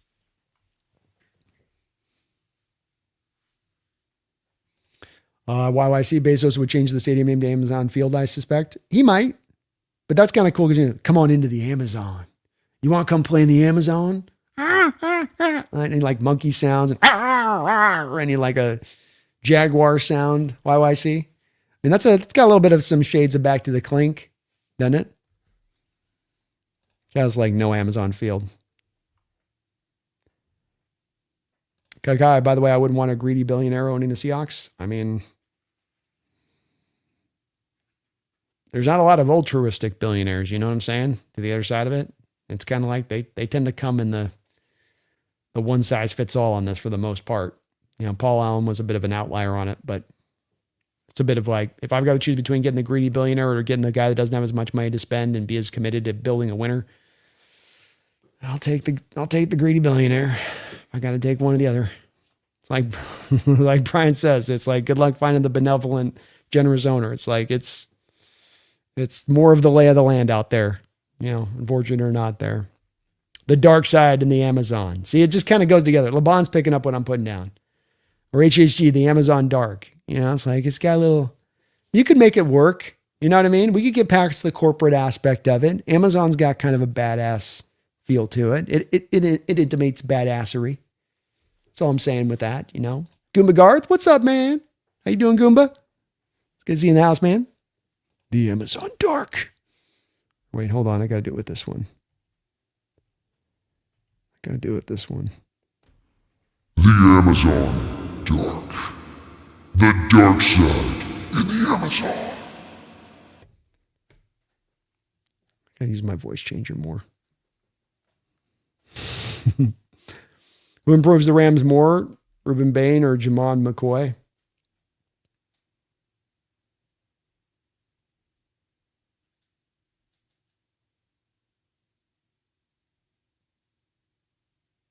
I think Ruben Bain scares me more. I think there's just too many flashes of Reggie White like power coming off the edge in this guy. And then he's like Reggie. Reggie was super power guy. It's like a defensive tackle playing defensive end. But then Reggie brought this weird amount of bend for a guy his size that he shouldn't have.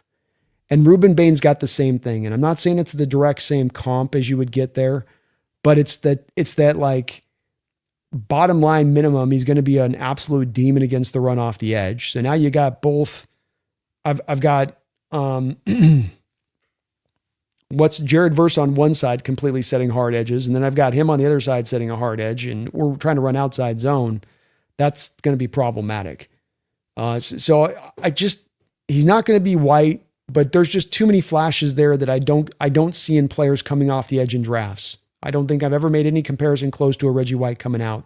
He's not the same type of talent, but you add him onto that defense, and I think it's a problem. It's a problem. McCoy would be a problem for them. I think he'd be a helpful addition, but he's got the injury risk there with them. Didn't get the final tape out there in college. There's a little bit more of a question there on that. Yeah, I don't want Bain going to the Rams. That's scary for me. Seahawks Stadium, brought to you by Amazon Prime. There we go. See, yeah, we could bring the Welcome to Jungle. Why see you guys are picking up what I'm putting down here on this. You guys can see the vision on this one. It's not the worst of ways to go. There's stupider names out there, right? Climate Pledge Arena, for instance. Like, who thought of that one? Who was the genius behind that?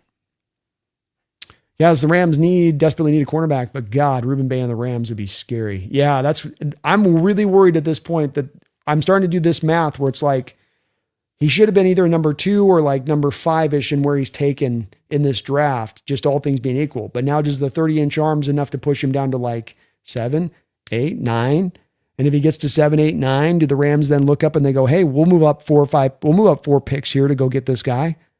We'll go give you guys a 3rd round pick to move up 4 picks to go get this guy. We got another 1st round pick anyway. We can come back and get our we can get our cornerback later on in the 1st round.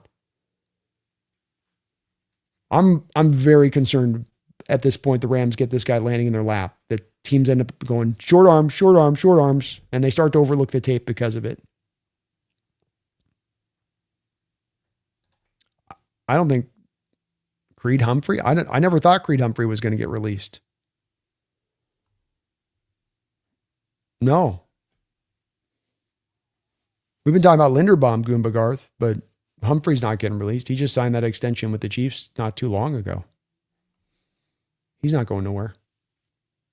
But I wasn't thinking he was going to get released. Callis, do you think the critique on Bain's arm will hamper his performance much, or is it a bit of an over-exaggerated? It's not over-exaggerated. The whole thing in this league right now, Catalyst, is that you cannot have a guy with under 33-inch long arms playing tackle. You just saw this with, of course, Will Campbell, right? Where he's getting decimated in a Super Bowl performance and how he's played recently. And you can literally, you heard me in the lead up to the game where I'm bringing up clips and showing you clips of Campbell getting just overpowered with length, and that his arm length was really holding him back. And you could see tangibly how it was happening. So that's a 32. That's a guy in Campbell that's at 32 and change. It's not like he's 31. It's not like he's 30. That's 32 and change. He's right there on the line of that 30-inch. But there is one other tackle in the sport with less than 33-inch long arms starting in the NFL. So that means every tackle that Bain goes up against, he's giving up a bare minimum of at least 2.5 inches in arm length every single week. That's a pretty substantial difference. I can't undersell that. So it's not, I don't think it's over exaggerated. It's to such a extreme degree on the arm length that it makes a difference. It does make a difference. And it could be enough to allow him to drop a little bit more than he would have if he had even like 31.5 inches or 32 inches. It might end up making a 6-7 draft space difference on him.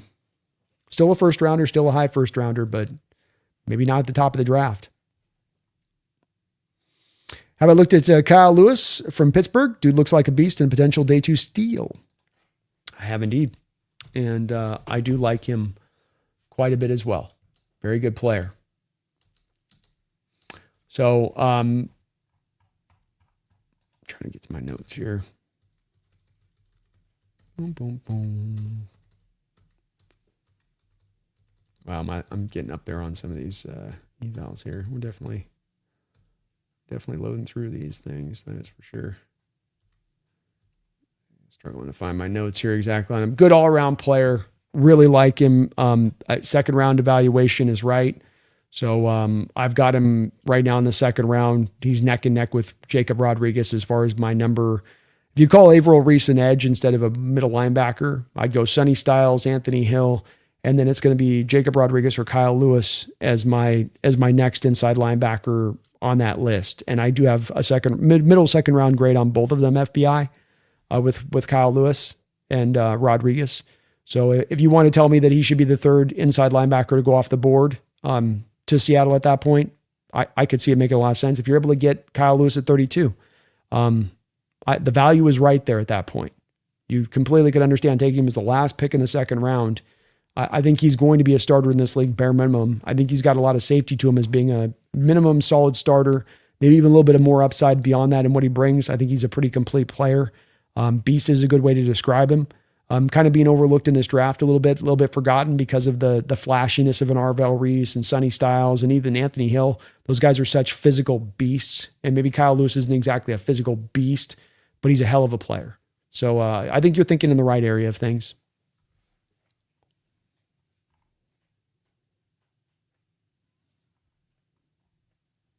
Oh, Marlon Humphrey. I think he meant Marlon Humphrey. Oh, my bad. Okay. Sorry, Goomba. It's been a little later in the stream. Yeah, I'm still in on Marlon Humphrey. He's going to get released. He's not going to cost a lot of money. He's a scheme fit. You can run the compensatory system and still have added a corner then at that point to have you may have found yourself now upgrading your cornerback position while not costing your compensatory system. So now the Job and the Woolen contract gets account basically completely back to the compensatory. So I think there's a lot of reasons to why this makes sense with Marlon. I do.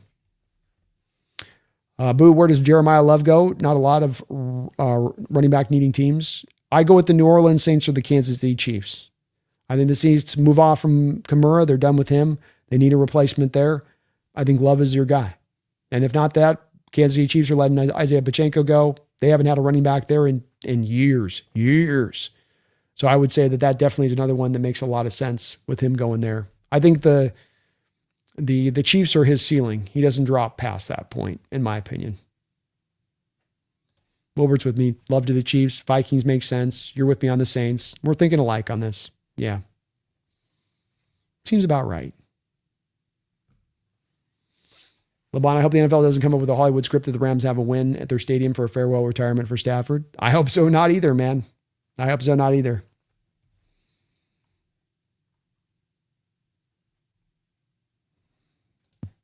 Who you got? I'm in for Hood. Colton Hood's the guy that makes a lot of sense to me too, Wilbert. So I'm fully in there with him. Colton Hood makes sense to me. Zion Young off the edge could make a lot of sense in that spot. Potentially an Emmanuel McNeil Warren. But I think Hood would be one of my favorites in there, Wilbert. I like Jennings Dunker too in that spot. Homer Master winning the Super Bowl at SoFi would be the perfect Valentine's Day gift for both his family and the Rams fans. Yes, it would. Yes, it would. All right. I know I've said a bunch we call it on this and keep going 20 minutes longer, but we are going to call it on that note, folks. Thank you again for watching today. Great discussion as always. We will probably be back on Sunday with maybe a little bit of post combine look. We'll play it by ear on this one a little bit, but we'll be taking a look at that. Catalyst, we're in about the same place. Exactly these guys as far as 32. Hood, Cisse, very similar kind of players and what they bring to the table. Dunker, do-it-all offensive lineman. McNeil Warren, potentially some real star upside that you get from the safety position in him with where he could get upside-wise. You know, there's some question on the floor there too with him, but upside is undeniable as well. So love those guys at 32, man. You're thinking in the right area, in my opinion. That'd be cool. Boost is just a guess, but I feel like the Chiefs would take Lemon over Love. I could see that happening too. Yeah, that's definitely, if they don't go with running back, then I would say receiver would be the one that makes the one that could be what upends it a little bit on that side of it. So, and Lemon definitely, you could see the fit with him there because he could do a lot of the off script stuff that works so well with Mahomes when he breaks the pocket and kind of gets out of things. So it's a possibility. That's where I think too, Love ends up going though ahead of the Chiefs pick to the Saints. Where I just think from the Saints perspective, it just makes too much sense for them to jump on that. They've taken care of the offensive line. They've got their quarterback in place. They could use some receiving help too. So that's a possibility that they go with receiver there as well. But I just think one of those two teams will be one of the two that jumps on him at that point. Catalyst, you can delay my outro anytime, man. I don't mind. That's what we do here. That's what we do. It's what we do.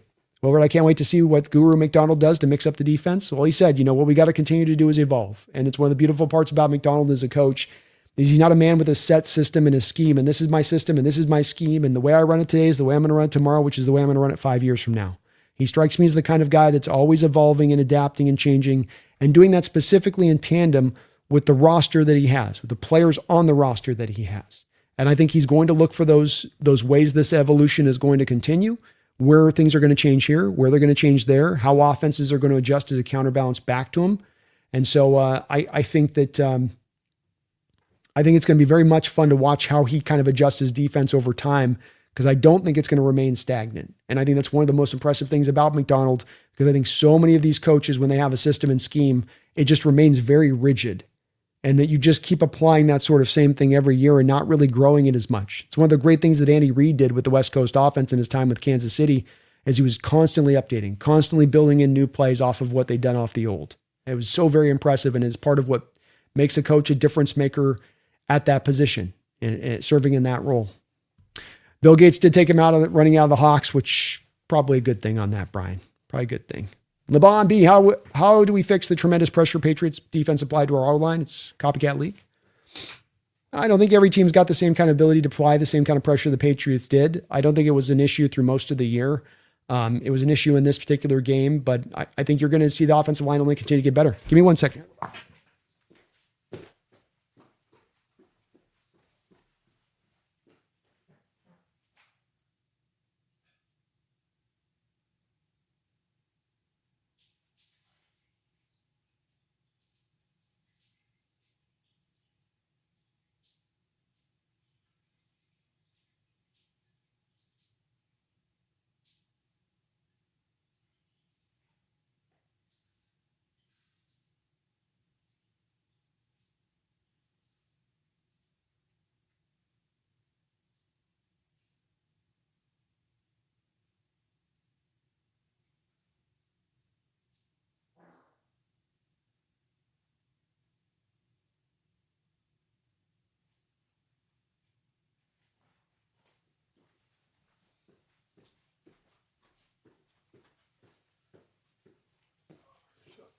I'd just say, I'd say, LeBon, that it's easier said than done to copy that. I think as well, you can make a bit of a argument here that, the Patriots are a little bit more about generating pass rush and getting after Sam in that game, and that came at a little bit of a cost in how they held up against the run, and that there's a price you have to pay on that. So if other teams made that same kind of, call that we're going to try to make generating pressure the forefront of what we're trying to do, and that will come at the expense of stopping the run a little bit, Seattle's going to be perfectly happy to let you lean in that direction. Okay, we'll deal with the pressure when we pass, and then we're going to be very effective in running the ball. So there's a bit of I think a tit for tat on doing this. Part of what helps you keep in this place too is the balance of your offense and how committed you are to running the ball. If you were a pass happy team that was trying to pass the ball at 70% rate like you did a couple of years ago with Geno, this might be a bit of a different story, but this is what really helps you to be able to protect against this stuff. Don't think it's going to be a problem. And let's also understand too, LeBon, that you're going to return all 5 starters next year. There's a lot of reason to believe that they should get even better all around as an offensive line unit, having for the first time in how many years, all 5 guys returning from a continuity standpoint. Can't undersell how big of an impact that can have on this team, and how big that could potentially be.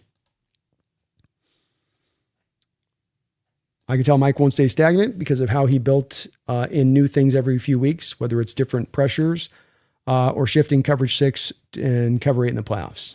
Indeed. Always he's shown a willingness to move. Certain weeks, more pressure-based looks. Remember the Carolina game?